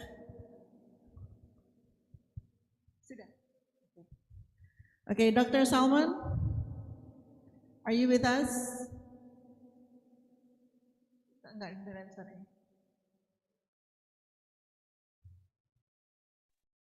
Assalamualaikum. Waalaikumsalam warahmatullahi wabarakatuh. Dr. Salman Ahmed Sheikh? Yes. Okay. I'm Dia Nirmala from Muhammadiyah University Semarang, and I'm the moderator of the seminar today. So we have already had two speakers before you. Those are Dr. Bayu Posuma, I guess you know him. And the other one is our Vice Rector, Dr. Hadi Winoto. And we have discussed about Islamic finance and halal products mostly actually from point of view Indonesia and Malaysia. So now we're going to have you as our next speaker. Before we continue, wow, this is very, very intimidating, even more intimidating CVs than Dr. Bayu, because we have 11 pages long CV. Ya, 11 halaman cuy. Ya. Okay, let me. Yeah, I think we can start the presentation. Yeah, I'm going to read your CV first, and then you can No, continue. no. I think it will take a lot of time. It's not necessary. I think I will introduce a little bit about myself. Okay, just a brief CV. Okay, so that people will know you better. In Indonesia, we have terms tak kenal maka tak sayang. If you don't know him, then you won't love him. Okay, Dr. Salman Ahmed Shah has completed PhD in Economics at the National University of Malaysia in 2018. Previously, he did Masters in Economics from Institute of Business Administration, Karachi in 2015. And wow, he has several master degree in finance as well from Sabit Karachi in Pakistan 2010. Yeah, it's very long, this educational background in here. Now he is working as assistant professor in Department of Management Sciences at Zabis Karachi. He is HEC approved PhD supervisor. Now he has published 35 peer-reviewed index research paper. Most of it has been published in Web of Science, Scopus, or ABCD ranked journal. He also has presented research work in 33 international research conferences held in Malaysia, Turkey, Japan, Brunei, Indonesia, and Pakistan. He also has 15 book chapters. Wow. That's more wows in here. And then in professional corporate career, he has worked for Mizan Bank, BMC Pakistan, partner of Reuters in Pakistan, and Bankers Academy USA. And during his career, he has also worked for ABN AMRO and Citibank for a management internship. So he's not a mahasiswa kupu-kupu, guys, yeah. He has also conducted corporate training at leading multinational companies like Coca-Cola. In Malaysia, he has also led 2-day intensive workshop on stress testing in Islamic banking for senior bank executive. Yeah. Oh, this is good. He also has worked as consultant for ADB, Asian Development Bank, and AdBiz Consulting in UK. He also led 2 research projects as principal investigator for AAOIFI Bahrain on alternate benchmark rate for Islamic finance and institutionalizing Islamic social finances for Institute of Policy Studies, Islamabad. That's only a short brief profile from Dr. Salman Ahmed Sheikh. Dr. Ahmed, what should I call you? What should I address you? Salman. Okay, Dr. Salman, now that I have already read your CVs, please have your presentation. Now time is yours. We have several audiences in here, in the room, and 300 people following your presentation online. Please. Yeah. Terima kasih. Assalamu alaikum, dear audience, respected speakers, respected organizers. Terima kasih for having me and providing the opportunity to speak in this international seminar. So the theme of this seminar is that what is the role of Islamic finance and management in a post-pandemic economic stability. So I would talk more about what is the role of Islamic finance and particularly Islamic banking in post-COVID-19 recovery and post-COVID-19 era? What are the challenges that are being faced, and what has been the response by the Islamic financial institutions, especially the Islamic banks? So this is going to be my presentation outline. So first of all, I would briefly just list down what are the economic challenges that we are facing in the post-COVID-19 era, which are very unique to this era, and which are, Dr. the Salman? yes. Excuse me? Yes, can you see No, my I mean, presentation? your PPT, your presentation is too small. Should we just present it for you? So, and then you just. Yes, yes. If it is possible, yeah. Yeah. That will be even better. Okay, we will present it for you.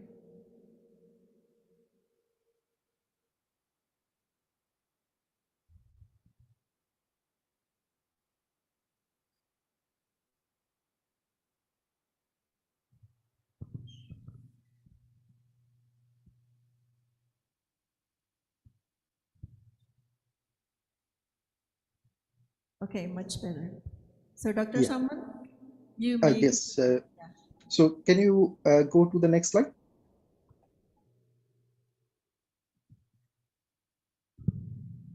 Yes. So this is going to be my presentation outline. So first of all, I would discuss what are the unique economic challenges that are being faced in a post-COVID-19 era, and what are the challenges which Islamic banks in particular face in this era, and then how they are responding to these challenges, and then what is some value addition which is presented and shown by Islamic banks in response through Islamic social finance and also fintech, Islamic fintech. And then we would also look at some of the empirical evidence of how Islamic banks are performing in the current times, and also how Islamic capital markets are performing in the current time. And then finally, we can have some question and answer session. So as we move to the next slide, we are going to see that what are the challenges to sustainability and economic stability which we are facing in a post-COVID-19 scenario. So if we look at the economic challenges, first of all, what we are seeing is that economies almost all over the world are facing low economic growth rate in the post-COVID-19 era. In the first year after COVID-19 broke out, definitely the economies were struggling, and then there was recovery in the next year. But then the Russia-Ukraine conflict and natural disasters and all the other things going on have put hold on the economic recovery, and it is now felt that the economic recovery was very fragile, was very weak, and it was short-lived. And again, we are facing the prospect of very low growth or even negative growth in some regions.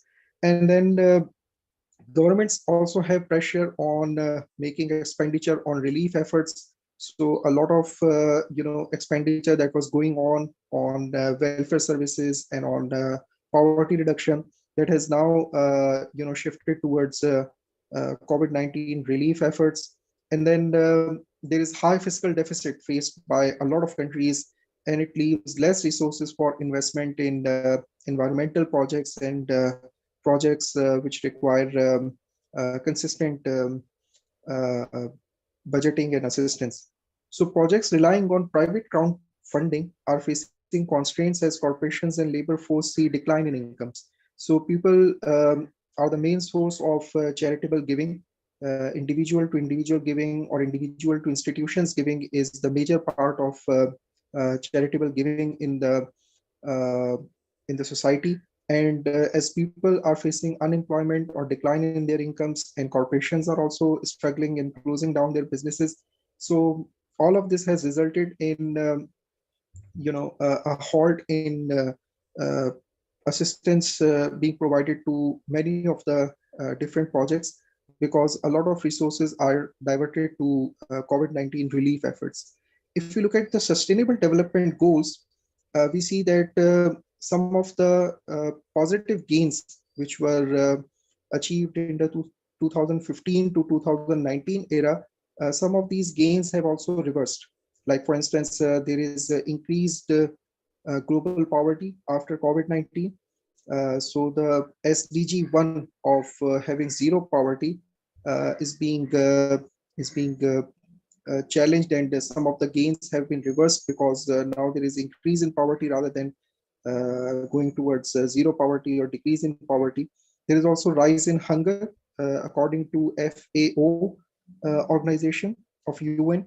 There are 828 million empty plates in 2021. So we are nowhere near to ending hunger. Almost a billion people are facing the problem of hunger in the world. There have been a lot of deaths, and air pollution is also causing trouble. Uh, and then when it comes to schooling for many children, many people are out of school because of COVID-19, and a lot of the assistance that was going to provide primary schooling to children has now been diverted to COVID-19 relief efforts. So there is increased unemployment, there is a decline in industrial growth. Large corporations have definitely survived, but the small businesses struggled the most. And there is also the concern of environmental sustainability. There is more use of packing material due to increased e-commerce, and there is more nuclear travel after COVID-19. Even though there have been some benefits as well, like I am joining today from Pakistan, so a lot of mobility has also increased. There are some benefits as well of connectivity, but there is also this concern that the resources are not being fully utilized in the post COVID-19 era. And law and order deterioration has also happened in regions where there is increased poverty, increased unemployment, and where the governments are not able to stabilize the situation in an effective manner. So these are some of the socio-economic challenges that we are facing in the COVID-19 era and in the post-COVID-19 era. Now, if we look at the challenges to Islamic banks in particular in the next slide, we will see that Islamic banks are also facing a lot of challenges in this COVID-19 era. For instance, when we talk about the different kinds of product structures in Islamic modes of financing, the major mode of financing for short-term borrowing or short-term financing is Murabaha Mu'ajjal. Now, in Murabaha Mu'ajjal, once the price is agreed, it cannot be changed. Now, if in COVID-19 era or if in post-COVID-19 era, if a business is struggling, if a person is struggling to pay the price of Murabaha Mu'ajjal and is not able to pay on time, now Islamic banks cannot reprice, cannot increase the price just because of delay in payment. And even if they charge any penalty for late payment, it won't go to the profits or incomes of the Islamic bank, because they cannot charge any benefit on late payment for themselves as income. So repricing is an issue in Murabaha Mu'ajjal, and delay in payments are very common in post-COVID-19 scenario. A lot of businesses and individuals are struggling to pay their financial liabilities on time. Conventional banks are able to reschedule loans more flexibly, because for them, it does not make a difference whether something is riba or not. But in Islamic banking, we have to see that whether something is allowed or not. So repricing in Murabaha Mu'ajjal is a challenge in Islamic banking. And then there is a rate of return risk in fixed rate contracts. So what has happened is that if, let's say, in pre-COVID-19 era, there was an agreement made between an Islamic bank and the client, and it was a medium-term to long-term financing contract, and the rate of return was fixed. So now in the post-COVID-19 era, what we are seeing is that due to high inflation, many central banks are keeping the interest rate very high. So if the interest rates in the current times have increased a lot, but still when the contract was done between Islamic Bank and the client, at that time the interest rates were very low. So if this happens, then there is a rate of return risk in fixed rate contracts faced by Islamic banks. And then when it comes to distress financing is that when you are looking for finance not to expand, but to pay your current liabilities, your past liabilities. So if a business is struggling to pay for its liabilities, then it is not looking to expand and buy assets.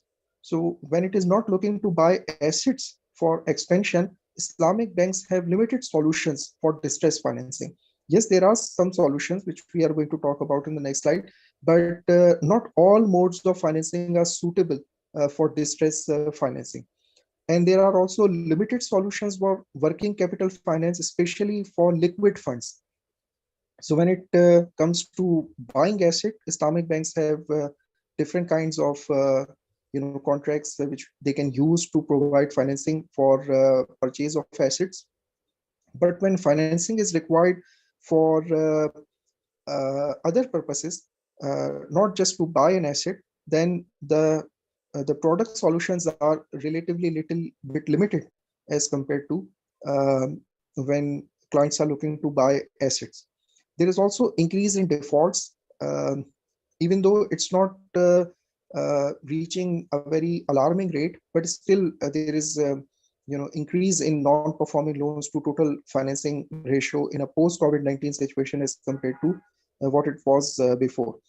And then there is also a challenge of not having the ability to roll over loans like the conventional banks. So conventional banks feel happy if there is a rollover of loan, because they do not have to make new efforts or incur additional expense of finding a new client, but they can simply just continue the loan, reschedule it, and they would save this cost of finding a new client or administering the loan. But Islamic banks cannot do that. Every financing transaction in Islamic banking is a unique transaction. So it cannot be rolled over, it cannot be combined with another transaction. So this creates little bit problem when it comes to clients not able to make payments on time. And also when it comes to opportunity cost compensation in Islamic finance, opportunity cost is not recognized as a worthy concept of compensation. So simply because you incur an opportunity cost but no explicit cost, there is going to be no compensation for it in the financing contracts once the liability is created. So once the Murabaha transaction is executed, even if let's say the client is not able to make payment on time, Islamic bank cannot charge additional amount and take it as its income. So there is no concept of opportunity cost compensation. So Islamic banks have to be little bit more careful in their risk management as compared to conventional banks who can simply roll over the loans and who can reprice the loans at any time. So these are some of the challenges which Islamic banks are facing in the post-COVID-19 era. So moving forward, in the next slide, we are going to look at what is the response to the challenges by Islamic banks. So what are the different solutions which Islamic banks have? They have different solutions for working capital finance, for instance, Salam and Istisna. So these are the contracts where Islamic bank would not act as the seller of good, but for the client, it would act as the buyer of good. And when it is acting as buyer of the good, when it is purchasing the goods, it will pay the price to the client to purchase the assets from the client. And when the client gets the price of Salam asset, when the client gets the price of Istisna asset, it gets liquidity which it needs to basically manage its working capital finance. So in Murabaha, Ijara, Diminishing Musharaka, and other contracts, what is happening is that Islamic bank is entering into a asset financing contract where Islamic bank would sell some asset to the client. So client would get the asset but not the money, not the liquid money. which it can use to manage its working capital finance. But in Salam and Istisna, basically client is the seller and Islamic Bank is the buyer. And when Islamic Bank buys the asset, especially in Salam contract, it pays the price upfront 100%. So when client gets all the price upfront from the Islamic Bank in Salam contract, it gets the liquidity which it needs to basically manage its working capital finance. So we cannot say that Islamic banks have zero solutions for working capital finance. Yes, not all modes of financing are suited for that, but there are at least two contracts, Salam and Istisna, which can be used for working capital finance. And then when it comes to distress financing, Islamic banks have different options like Salam contract and also sale and leaseback contract. Sale and leaseback contract simply means that if let's say client has a asset, what it can do is that it can sell the asset to the Islamic bank and can lease back the asset from the Islamic bank. So it would be able to, the client will be able to use the asset like it was using it previously. Only difference will be that it has restructured its balance sheet. It has sold an asset and got it on lease. So it will continue to use the asset, but it will be able to generate more liquidity so that the liquidity problems, the distress financing problem can be solved. So sale and leaseback is very common, especially in the Ijara Sukuk structure as well. Salam and Istisna are also possible for distress financing. And then Islamic banks also have this feature that almost all their contracts are asset backed. So when it is asset backed, what happens is that asset prices would really matter when it comes to what is the value of the financing contract. If there is quick recovery in price of assets like real estate and commodities, then Islamic banks are not at a disadvantage. So for instance, if Islamic Bank has provided real estate financing through diminishing musharaka or through ijara, now if the real estate price is increasing, even if let's say the client is not able to make payments on time and wants to get out of the contract, still the asset can be sold. And if the prices are higher than previous periods, then what can happen is that Islamic Bank can recover its investment in the asset more easily when the asset prices are increasing. And then there is also this feature in Islamic banking that when it comes to asset liability management, there is a clear pass-through of returns without legal risk of need for matching returns. So at least there is no legal requirement on Islamic banks to pay a positive uh, rate of return to the depositors. There is no legal requirement because when they are mobilizing the deposits for investment, they are mobilizing on the basis of mudaraba, where there is no guaranteed return committed to the depositors. So if let's say there is a low profit earned by Islamic bank, there is no legal compulsion to pay higher return to the depositors, unlike the case in conventional banking. Yes, practically speaking, Islamic banks as small players in the market with a small market share face the commercial displacement risk. But commercial displacement risk is not legal risk. It's not that you are legally bound to match the returns which is paid by the conventional banks. You can still uh, pay the actual return that you have earned, and it could be different than conventional. It could be more than conventional. It could be less than conventional, but there is no legal requirement as such to match the returns. And what we see in many countries is that Islamic banking deposit rates sometimes are lower than the conventional banking deposit rates.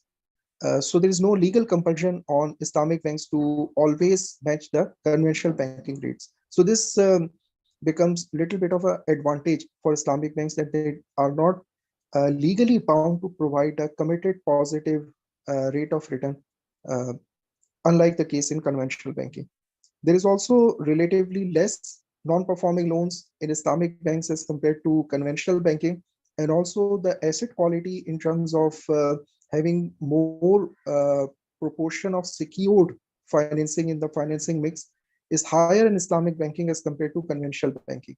It is because Islamic banking mostly uses asset-backed financing.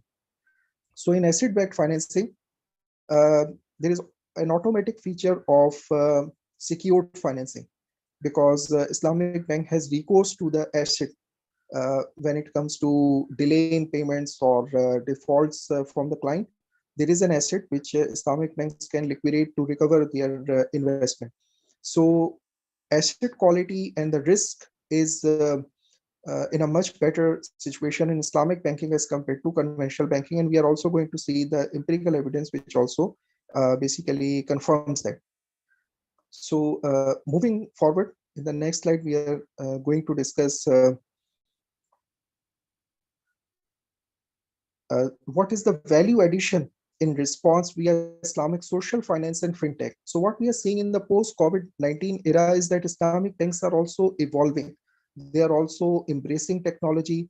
They are also aware of the fact that there is a higher disruption risk that they are facing because of a lot of alternate platforms for payments, for transactions, which are coming into the financial ecosystem. So they know that for payments and for remittances and for funds transfer and for e-commerce, banking is not now the sole medium.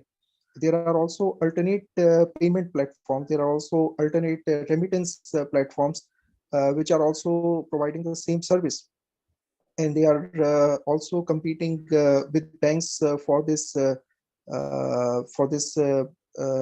business. So Islamic banks are aware of that, and that is why they are also embracing technology. They are also offering a lot of digital financial services. So one good thing that has happened in the post-COVID-19 era is that Islamic banks have ventured into the fintech arena, in digital banking arena. In a lot of countries, full-fledged digital banks are being established, and that is also a very good development in post-COVID-19 era. And also what we are seeing is that Islamic social finance is able to show its true promise in the COVID-19 era, uh, where we saw that markets were closed, unemployment was increasing, poverty was increasing, people were not able to afford goods and services, afford even the basic necessities. And that is when Islamic social finance showed its true potential. A lot of funds were mobilized through charities and through crowdfunding, through zakat and through cash wakaf. And all of that showed that even if the markets are not performing well, Islamic social finance can do the redistribution of resources beyond the market. So this is one very important source of redistribution in Islamic economics and in Islamic social finance, that it does not depend on the market forces. It does not depend on the business cycle. Even if, let's say, there is a recession or a depression, even if, let's say, there is economic downturn, still Islamic social finance can contribute to provide the redistribution of resources from the haves to the have-nots through the institution of zakat, through the institution of cash wakaf, through the institution of sadaqah. And we saw a lot of that happening in Muslim majority countries. And that is why they were able to fight COVID-19 related challenges in a more effective way as compared to some of the other countries. Even though in some of the Muslim majority countries, the governments are very weakly funded. They do not have enough fiscal space and tax revenues to basically buy all the medicines and the vaccines. But still, through crowdfunding and through Islamic social finance, a lot of the problems were solved at the community level, at the private sector level, even without the help of government and international donor community. And there is also increased digital financial inclusion that we are seeing after the COVID-19. So much more proportion of the population now has banking accounts and now is doing e-commerce as compared to the pre-COVID-19 era. And Islamic banks are embracing all this change. They are able to build their capacity, technological capacity, and also risk management capacity to enable financial inclusion in the digital space and also have a strong presence in the digital space. So there is growth in fintech. We are seeing a lot of Islamic fintech companies in insurance and also in asset management, wealth management, advisory services, remittances, and also payments. So all of this is very good development. And we are also seeing some unique structures, like Indonesia is a pioneer and is a leader in coming up with innovative solutions in the Islamic social finance and Islamic commercial finance. It has combined Islamic social finance instrument with a commercial finance instrument, which is Sukuk. So Waqf-linked Sukuk have been launched in Indonesia as well. So we have seen that in the post-COVID-19 era, Islamic finance is able to cope up with the challenges with innovative product solutions, with a broad mix of Islamic social finance and Islamic commercial finance solutions that it has. And that is why it is not able to, having this problem of low growth or irrelevance in the post-COVID-19 era. Islamic finance is still relevant. Islamic finance is still having a very good growth trajectory, even though when it comes to Sukuk, definitely it depends on market situation, it depends on economic conditions. There is a little bit decline in the growth in the COVID-19 era in the Sukuk issuance, but it's not that Islamic finance has faced a major blow after the COVID-19 breakout. So moving forward, Dr. Salman, yes. could you please be faster? Yes. 3 more minutes, I think. Yes, inshallah. I will try to summarize. Can you move to the next slide? Yes. So when we look at the economic recovery in the post-COVID-19 situation, what we saw was that there was economic recovery in 2020, but when the Russia-Ukraine war broke out, we saw that this economic recovery was very fragile. It was very short-lived.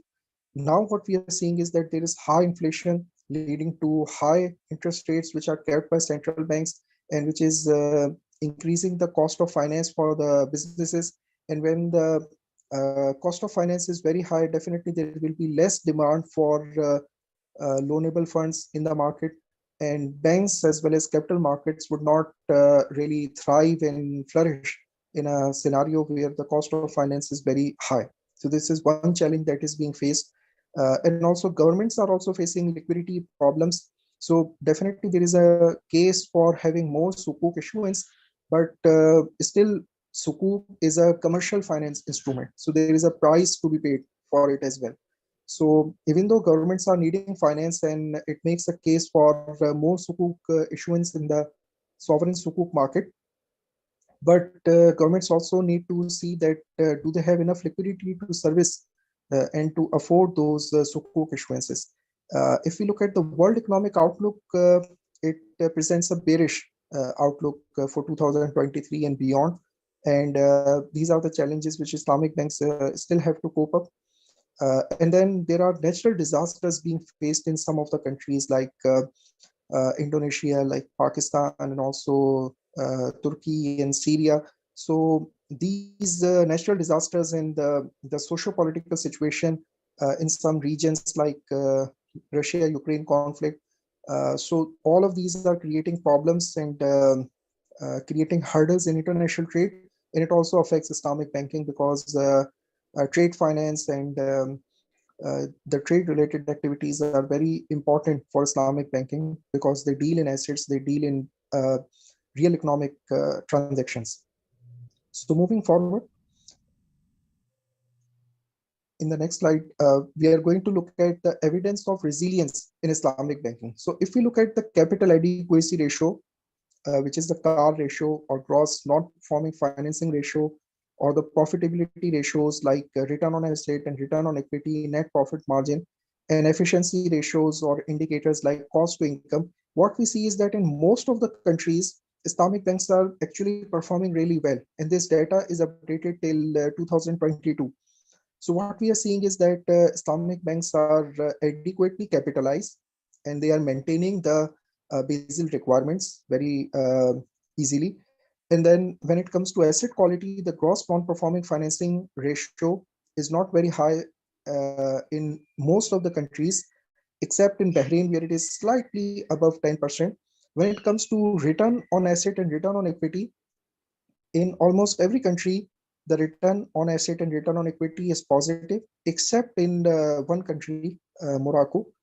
And when it comes to net profit margin, still we see a very good situation for Islamic banks in most of the countries. When it comes to efficiency indicator, which is cost to income, what we are seeing is that Islamic banks are able to go into the digital space and also expand and get the economies of scale advantages, and they are becoming more efficient as time passes. So last slide, which I will like to show, is about the Islamic capital markets, how Islamic capital markets are doing before COVID-19 and after COVID-19. So the next slide shows how Islamic banks, Islamic capital markets are performing in the post-COVID-19 scenario as compared to the scenario before. So what we are seeing is that in many of the regions and in many of the asset classes, Islamic capital markets are showing resilience. And this is confirmed by earlier evidence as well, which says that and which suggests that Islamic capital market instruments are performing well in scenarios where the economy or the market is not performing really well. So in bearish market, in recessionary periods, Islamic investments provide a good solution to manage risk and to provide stable returns. So this is also confirmed by the evidence which we can see in this slide. In stable income investments, in equity investments, and in almost all regions, Islamic investments have performed better than the conventional instruments. So all of this shows that Islamic capital markets are resilient, even though they have also suffered a setback when COVID-19 broke out, but the recovery was very fast and the recovery was very swift, and it just took a few months to recover. And this was a case which was exhibited in almost every country. Every country's capital market in Muslim majority countries especially recovered within few months. So Islamic capital markets are buoyant, they are resilient, and they are providing positive returns in the post-COVID-19 scenario. But the challenges which are now being faced of high cost of finance and low economic activity, they would still pose challenges to Islamic capital markets to continue this stable growth path. So I will end my presentation here. If there are any question and answers, I would be happy to answer. Terima kasih. Okay, thank you. Let's give round of applause to Dr. Salman. Thank you, Dr. Salman, for the presentation. Wow, it's very ramai banget begitu tanda tangan, begitu tepuk tangan. Okay, now we will continue to our next speaker, Dr. Mussolini Siniswat Lidasan from Philippines. Dr. Lidasan, are you with us? Have you joined? Dr. Mussolini Siniswat Lidasan? Yes, sorry. I'm in the airport right now, connecting flights. Yeah. Okay. So you're traveling now? Yes, I'm traveling for Singapore this afternoon, and right now I'm already in the airport. Okay. Okay, Doctor. What should I address you, Dr. Mussolini? No. It can be Mussolini only. Yeah. Okay, Dr. Mus. No. Yeah. Okay, Dr. Mus. Okay, before you present your paper, before you start your speech, I'd like to present your CV. This is very brief, but I'm sure this is not that brief because in here, Dr. Mussolini Sinswat Lidasan is the Executive Director of the Al-Qalam Institute of Islamic Identities and Dialogue in Southeast Asia, based at Ateneo de Davao University. He was former member of the Parliament Bangsa Moro Transition Authority, or BTA, of which he was an active member of 5 committees. Wow. Committee on Finance, Budget and Management, Committee on Amendment, Revision and Codification of Laws, Committee on Labor and Employment, Committee on Basic Higher and Technical Education, and the Committee on Trade, Investments and Tourism. He was a commissioner of the expanded Bangsa Moro Transition Commission, or BTC, that drafted the Bangsa Moro Basic Law, which eventually became the Bangsa Moro Organic Law. Also, he was one of the independent directors of the Al-Amanah Islamic Investment Bank of the Philippines. This is very interesting. He has more than 20 years of experience as facilitator in intra-faith and interfaith dialogue for peace building in Mindanao. So he worked as a United Nations volunteer in community development specialist, as community development specialist from 1998 to 2003. And he's a fellow of the Konrad Adenauer Stiftung and the King Abdullah bin Abdul Aziz Center for Interreligious and Intercultural Dialogue. He's also an alumnus of the International Visitors Leadership Program of the U.S. State Department, focusing on preventing and countering violent extremism. He's a subject matter expert in the following: prevention and countering violent extremism, community development through Islamic microfinance, and Bangsa Moro peace process. Wow, it's very, very interesting CV. Dr. Mus, are you with us? You still with us? Yes, Yeah? yes, Okay. actually. Please, you have until, since Dr. Salman has already taken some of the time, so you have time until 11:50 Okay, Indonesian time, of course. of course. Okay, Yes. thank you. Please have your speech. Okay, Bismillahirrahmanirrahim. Assalamualaikum warahmatullahi ta'ala wabarakatuh. Greetings of peace. Greetings of peace to each and every one of you. And it's an honor to be invited as one of your panelists in today's forum or international seminar of your university.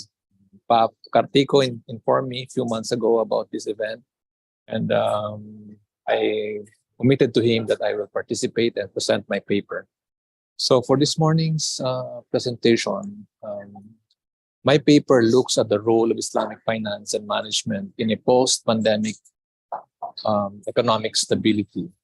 It revolves around asking the following questions. What is Islamic finance and management based on experience of the Philippines and the Bangsa Moro, and related to the recent COVID-19 pandemic and the effects of the pandemic and its impact. And I will also look in the past and try to connect our lessons learned in the past pandemics and the role of and contributions of Islamic finance, and possibly to give examples. Islamic finance and management refers to the financial management practices that are based on the principles of Islamic law or Sharia law. These principles emphasize social justice, fair dealing, and ethical behavior in all financial transactions, and rejects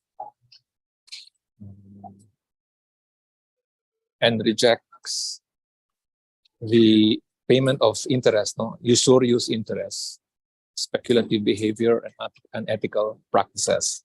It is also worthy to note that in the case of the Philippines, the Muslims are the minority, and our Islam face a lot of challenges because of the conflict in Mindanao, where Muslims are highly concentrated.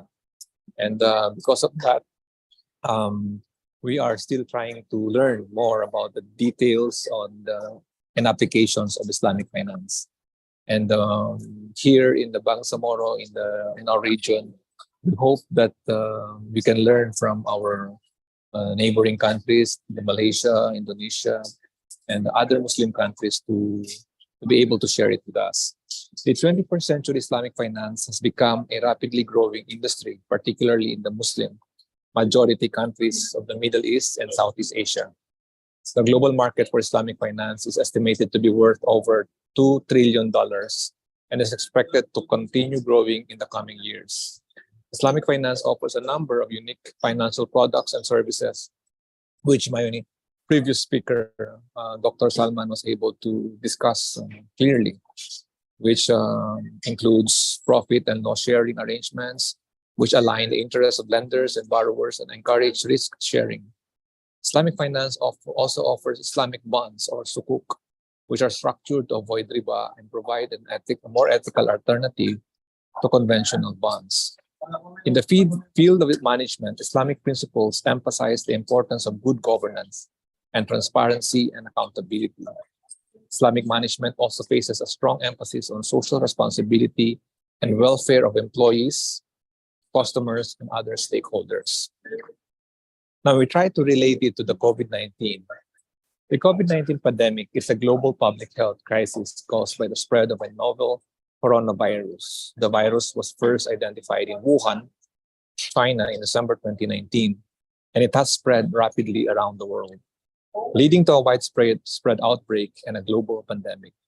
The virus is primarily spread through respiratory droplets, and when an infected person talks, coughs, or sneezes, it can cause a range of symptoms, including fever, cough, shortness of breath, body aches, and it can lead to severe illness and death, particularly in older adults and people with underlying health conditions.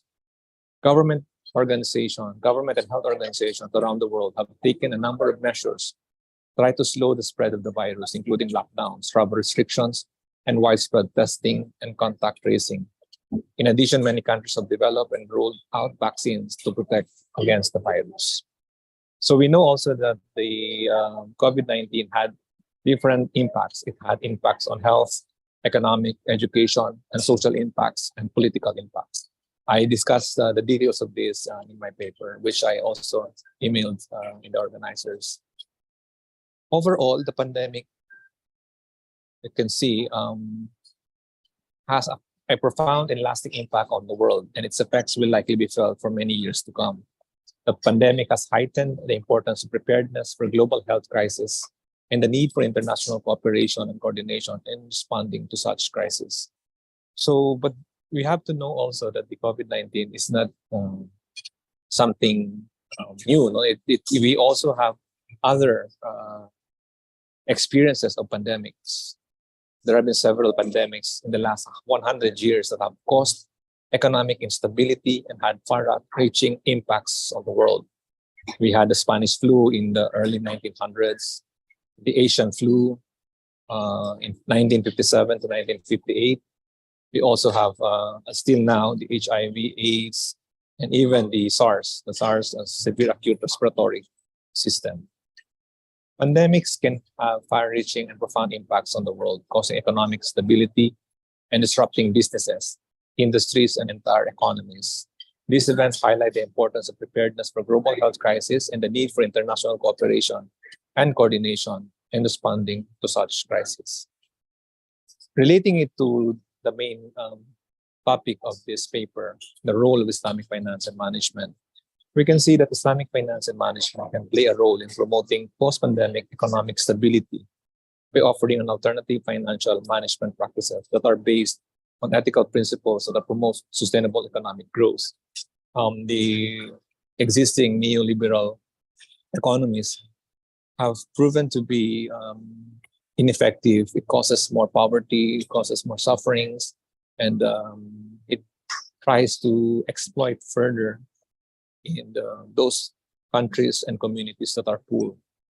In the area of finance, Islamic finance offers a number of unique financial products and services, as mentioned a while ago. And in the area of management, Islamic principles emphasize the importance of good governance, transparency, and accountability, as well as social responsibility and the welfare of all stakeholders. These principles can promote stability and resilience in organizations and can encourage long-term sustainable economic growth. To give much time, I think all other topics here are the different products, the different examples. But I would like to focus on five more points. Islamic finance and management can help a country overcome economic instability caused by the pandemic. Number one, we know the scheme of promoting risk sharing, Islamic finance, based on the principle of profit and loss sharing, which aligns the interests of the lenders and borrowers and encourages risk sharing.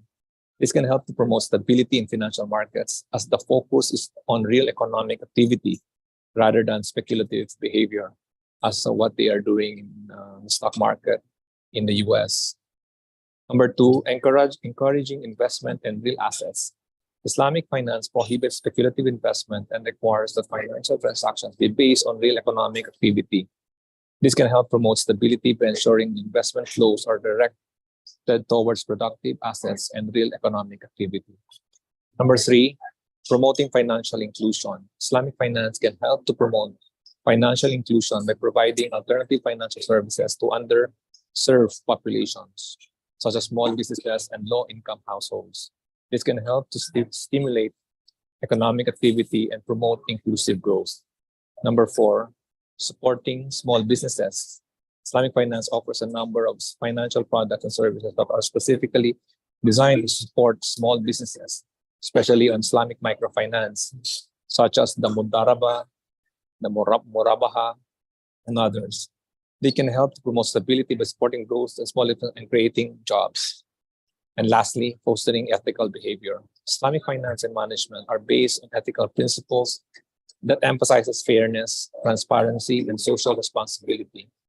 This can help to promote stability by reducing corruption and ethical practices and encouraging responsible and sustainable economic behavior.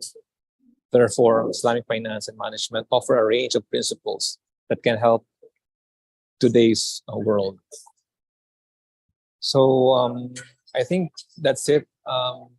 Maybe in closing, I would like to emphasize that there are many studies already, many data supports and shows to us the role of Islamic finance and management. In the case of the Bangsamoro here in the Philippines, the challenge is quite huge. We still have to have more scholars. We hope that in the near future we could collaborate.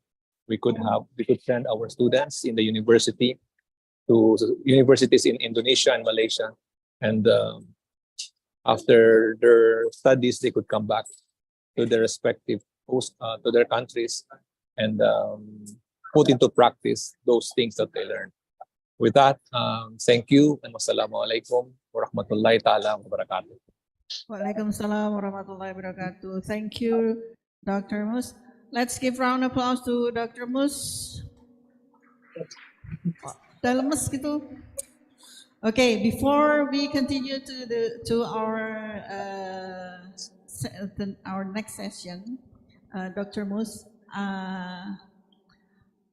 if you don't mind, I would like to a little bit educate our student in here. Maybe most of them, like they don't know what Bangsamoro is or Yes. how Islam in Philippines likes. So I will probably say this in Bahasa, so I hope you don't Yes. mind. Yes. Okay. Yes. Thank you. Jadi begini, bagi teman-teman khususnya like teman-teman mahasiswa yang ada di sini yang masih belum tahu ya. So Filipina itu terdiri dari dua bagian besar. Di utara itu tempat ada Manila, di selatan itu ada apa namanya Kepulauan Mindanao. Ya, di Kepulauan Mindanao ini, most of the people, not most of the people, they have several tribes, right? Dr. Mus, correct me if I'm wrong. I will say this in English when things that I don't know. They have several tribes that are Muslims, yang orang Islam. Jadi mereka punya beberapa suku orang Islam di mana mereka tergabung dalam yang disebut dengan bangsa Moro, dan mereka memiliki provinsi yang seperti Aceh, ya. It's like a special autonomous region, right, Dr. Mus? Correct me if I'm wrong. Special region like Aceh in bangsa Moro, right? Dr. Mus? Yes, that's correct. Yeah. There are 13 Muslim tribes in the Bangsamoro. Jadi ada 13 Muslim tribe in Mindanao, ya. Jadi mereka disebut bangsa Moro, ada 13. Itu mereka membentuk satu wilayah sendiri yang masih merupakan wilayah punyanya Filipina, tapi itu adalah daerah otonomi Mindanao. Jadi seperti daerah istimewa Aceh, ya. Jadi mostly kebanyakan mereka agamanya Islam. So in here kita jadi we have other perspective, not only tidak hanya Malaysia dan Indonesia saja, not only Indonesia and Malaysia that are Muslims, but in Philippines they have a Muslim minority that they live in certain region. They call it apa ini? Daerah otonomi. The Barm. Yeah. Yeah. What's the name of the area? Daerah otonomi. Ini we say daerah otonomi. Yeah, the Bangsamoro Autonomous Region in Muslim Mindanao. Okay. Daerah, they call it Bangsamoro. Bangsa in here means Nation or tribe. Okay. Yeah, nation. Almost yeah. same. So it's the same. Yeah, in Yes. here we call it Bangsa Indonesia. Yes. Bangsa Indonesia. You call it Bangsa Moro. Bangsamoro. Yeah. Okay, this is very interesting. We have already had several speakers in here. We have Pak Hardi. He spoke about halal products, and then Dr. Bayu, he spoke Islamic finance, and then Dr. Salman, he spoke about Islamic banking, and now you gave speech about Islamic finance or Islamic economic in Philippines. Yes. Jadi itu tadi ceritanya seperti itu, just like that, ya. Do you have any question, audience in here or online? Let's open our next Q&A session. Ada yang mau nanya nggak? Any question? Yeah, please. Nama and semester berapa, prodi apa? Your name and your study program. Duduk aja. Okay, thank you very much for giving me opportunity to ask. Before I give a question, let me introduce myself. I'm Lola Miutia Idrus from Faculty Management of Department of Economic, and also from Muhammadiyah organization, Ikatan Mahasiswa Muhammadiyah. And this, my question is just managing products in the various sectors of the Islamic finance industry, it's enough or to stabilize the economy. Then what about Islamic banks? Do they have influence and play a role in stabilizing the economy? Or do industry and Islamic banks both have influence on economic stability? These are my questions. Thank you so much. Could you please say again in bahasa? Oh ya, apa ya? apakah hanya dengan memanajemen sebuah produk ekonomi itu bisa bangkit, dan bagaimana peran sebuah bank, apakah dia juga berperan untuk menstabilkan ekonomi kita, dan atau kedua-duanya berdampak dan berperan sebagai untuk menstabilitaskan ekonomi di negara ataupun dunia, gitu Ibu. Pertanyaannya buat siapa? For who? For all. For all. For all. Pick some. Pilih salah satu atau salah dua aja, jangan semua. Yeah, to Dr. Salman. Yeah, I think this is perfect question for Dr. Salman. So Dr. Salman, we have question about managing product and banks, whether it has impact on it. Does it really have impact on improving economic finance stability after pandemic or not? Yeah. So about doing it just managing product, or should we also manage the bank? So this is a question from our student, Miss Lola Meltia Idrus. Okay, next question please. Ya, please. Yang sana tidak tersentuh nih.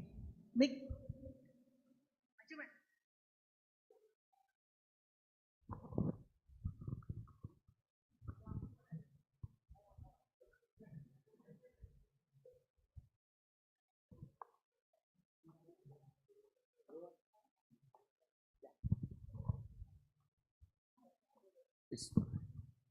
Assalamualaikum warahmatullahi wabarakatuh. Waalaikumsalam warahmatullahi wabarakatuh. Salam sejahtera untuk kita semua. Shalom, Om Swastiastu, Namo Buddhaya, salam kebajikan. Memperkenalkan, nama saya Abdillah Siko Gifari, Fakultas Ekonomi, Manajemen Bisnis, S2, semester 2. Permission to ask, how about 2023? Can you do research on Islamic Sharia economics to get product results, marketing and more? To get product results, marketing and more, is it possible to research and collaborate with ASEAN and the G20 together and recover stronger? Thank you. Wassalamualaikum warahmatullahi wabarakatuh. Waalaikumsalam. Mas, Mas, tunggu. Ini bahasa coba. Bagaimana dengan tahun 2023? Apakah Anda dapat melakukan penelitian tentang ekonomi syariah Islam untuk mendapatkan hasil produk, pemasaran, dan lainnya? Apakah mungkin untuk meneliti dan berkolaborasi dengan ASEAN dan G20, G20? Terima kasih. Tanyanya ke siapa? Yang dari Filipina. Okay. For the gentleman in Philippines, for Dr. Mussolini, you have question from one of our students asking whether Islamic economic and G20 relates. Okay, intinya seperti itu. Ya. Okay, any other question? Yeah, please.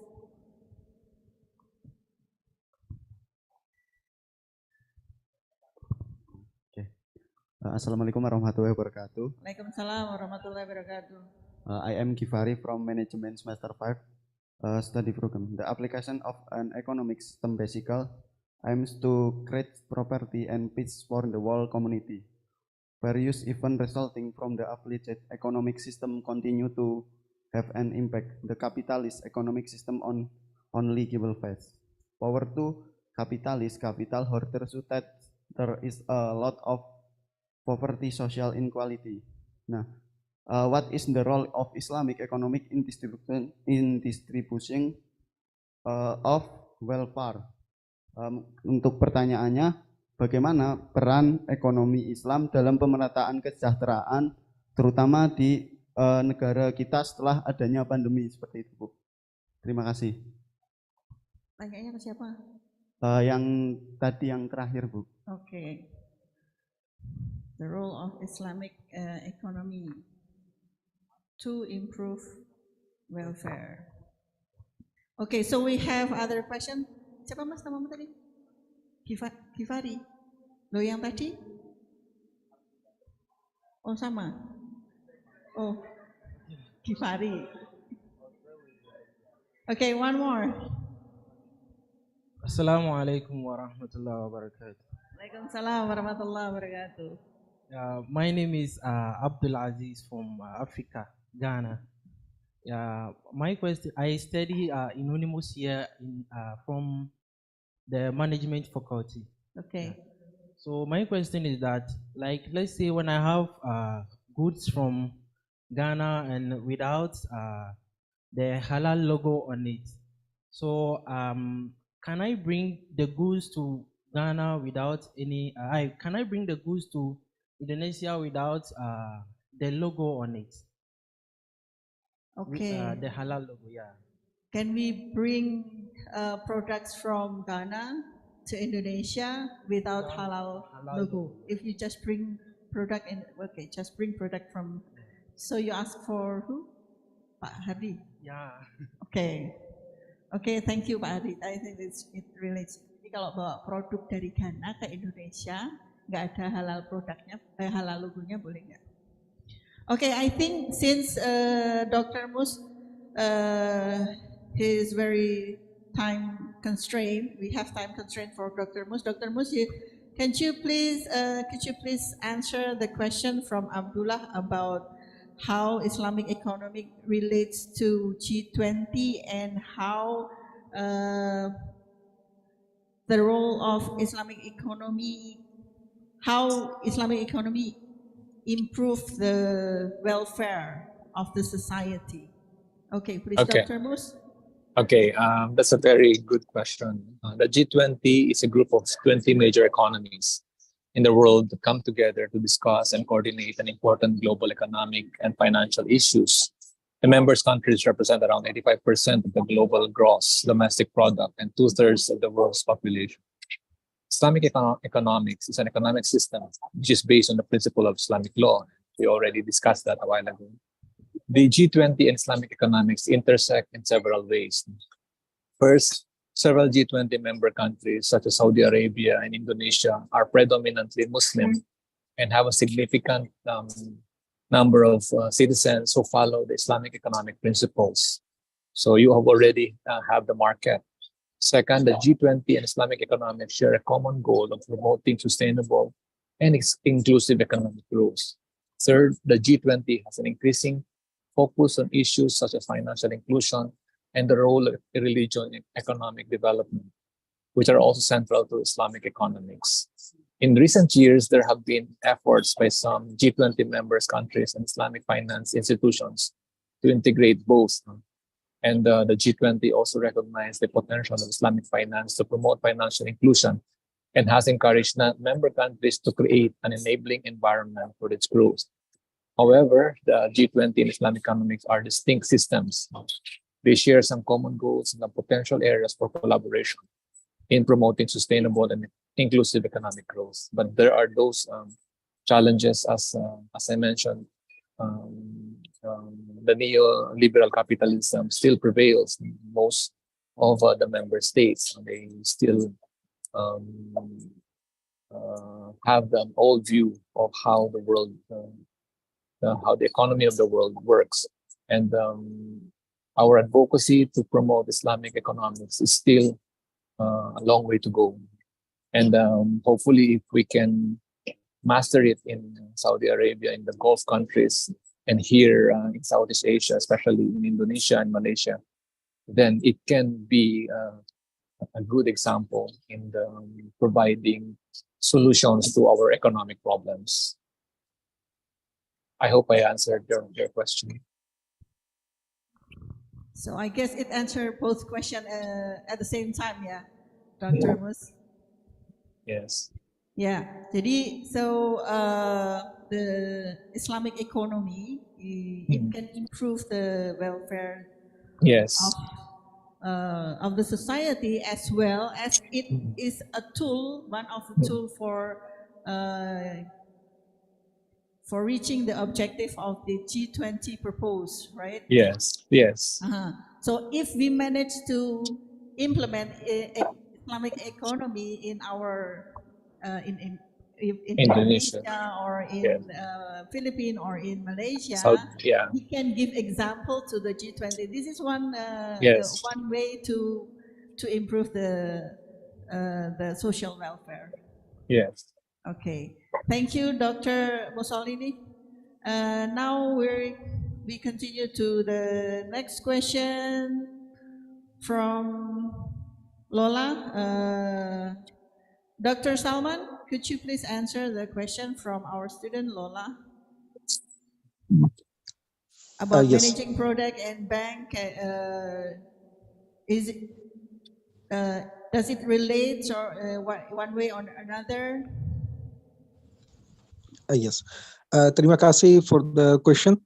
Yes, it's a very important question that what is the contribution of Islamic banks in providing stability and supporting economic recovery?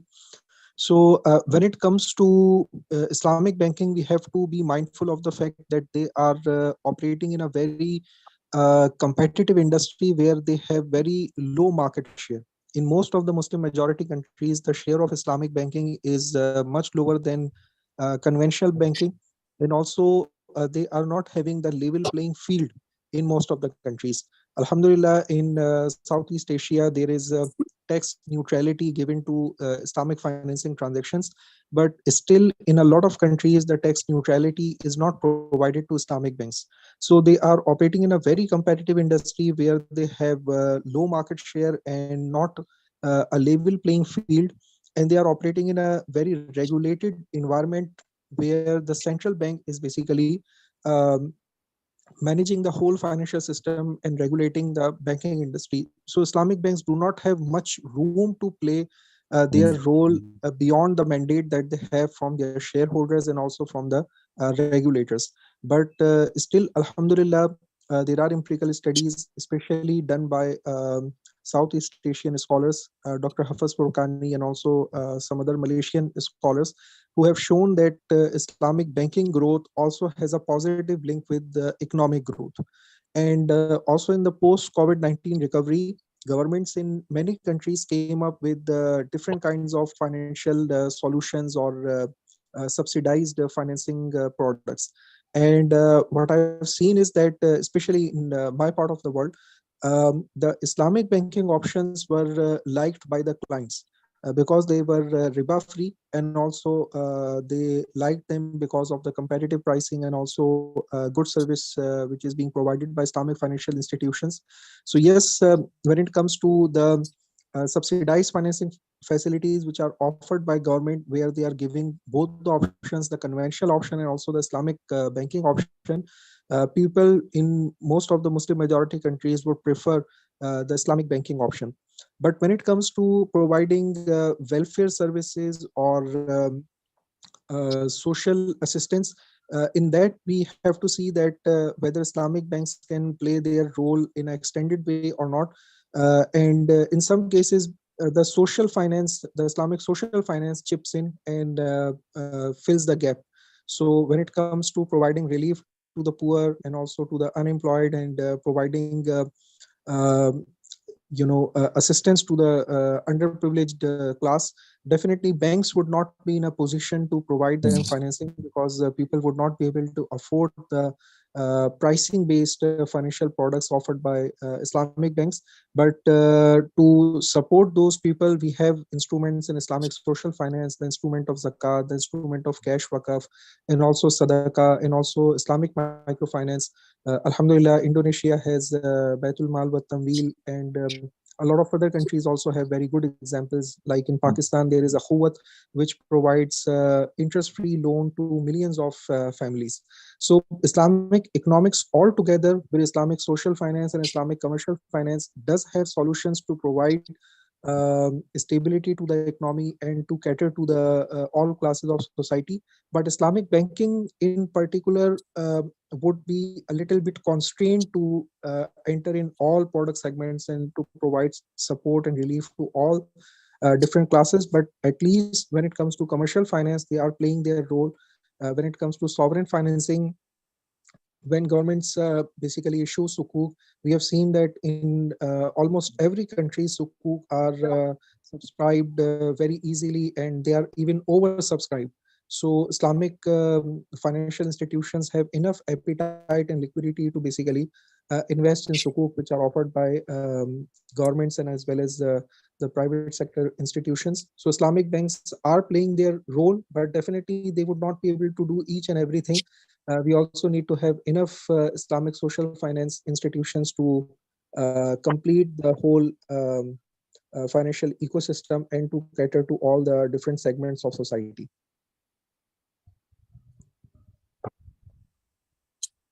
Okay, thank you, Dr. Salman. We're taking a short break because we're having Adhan in here.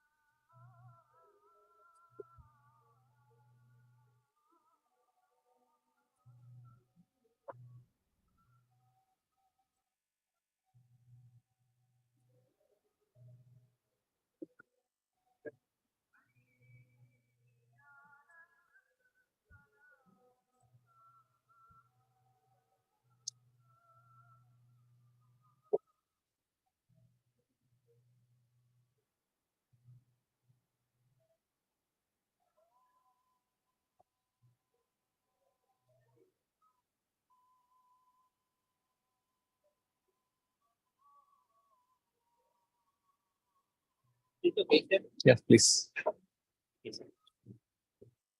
Okay. Okay, we will continue to the next question from Abdul Aziz. He's one of our students from Ghana, and he asked whether it's okay to bring not registered, not halal registered food from Ghana to Indonesia. Pak Hardi, would you please answer the question? Yes, if you have a product to Indonesia, as to approach, if through regulatory approach is not halal, okay, but registers. If you are Muslims, halal registers. You can choice. Yeah. You can choose halal product or not halal products. You can come in Indonesia with registers. Yes. Okay. So you're talking about food. You bring food from your country to Indonesia.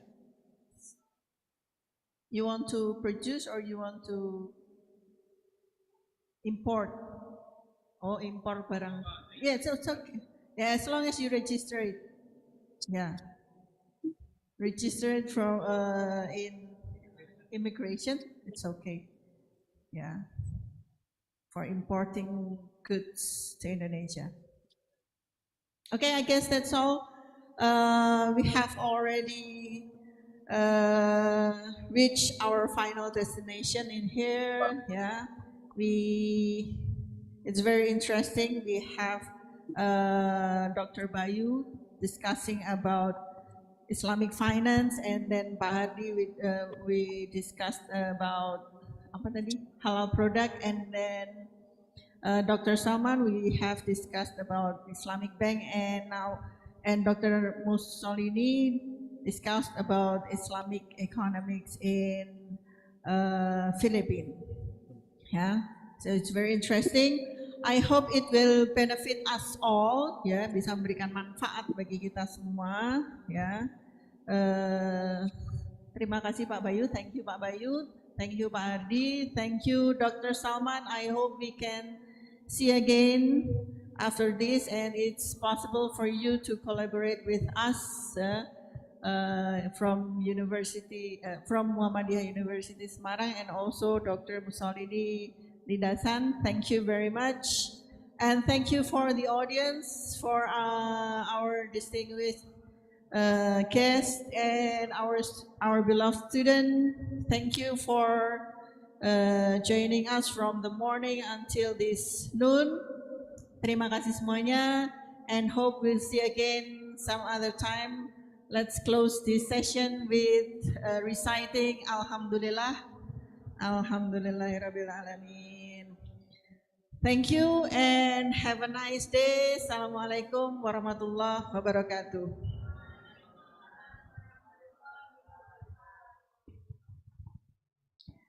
Okay. Before we ada foto bersama nggak?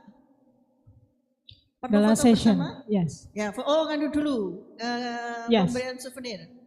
Yes. Ya, please. Okay. Saya Thank you. kembalikan ke MC. Thank you, Dr. Diah Nirmala Arumjani, SAMSIAK. And the next agenda is giving placard for Mr. Bayu Taufik Posumah, PhD. Please, Mr. Dr. Hardi Winato, MSI, to give a placard for Mr. Bayu Taufik Posumah, PhD.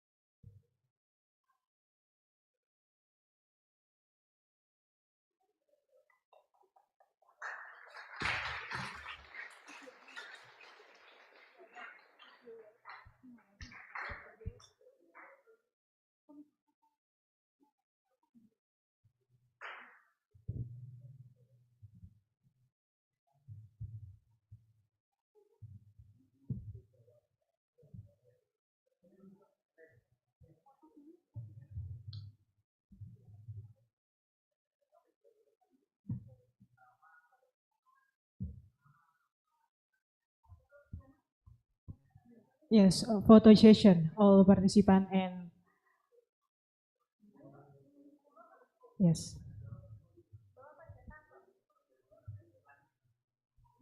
Oh, yes.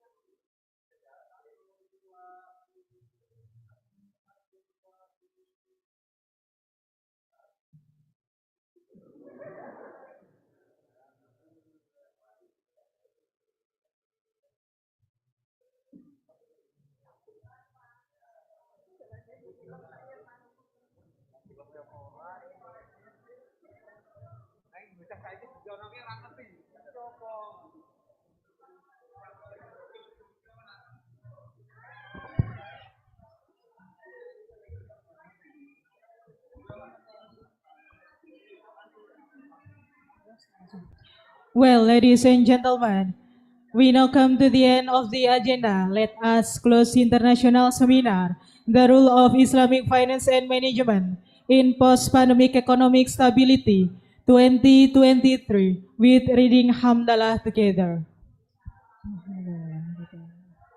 The series of events for the international seminar, The Role of Islamic Finance and Management in Post-Pandemic Economic Stability 2023. Me, Nurul Puspita. And I'm Suharti. As the Master of Ceremony, would like to thank the audience for the participation, and we also apologize if there are words or action that are less pleasing. That's all from us. Thank you and good afternoon. Wabillahi taufiq wal hidayah. Wassalamualaikum warahmatullahi wabarakatuh.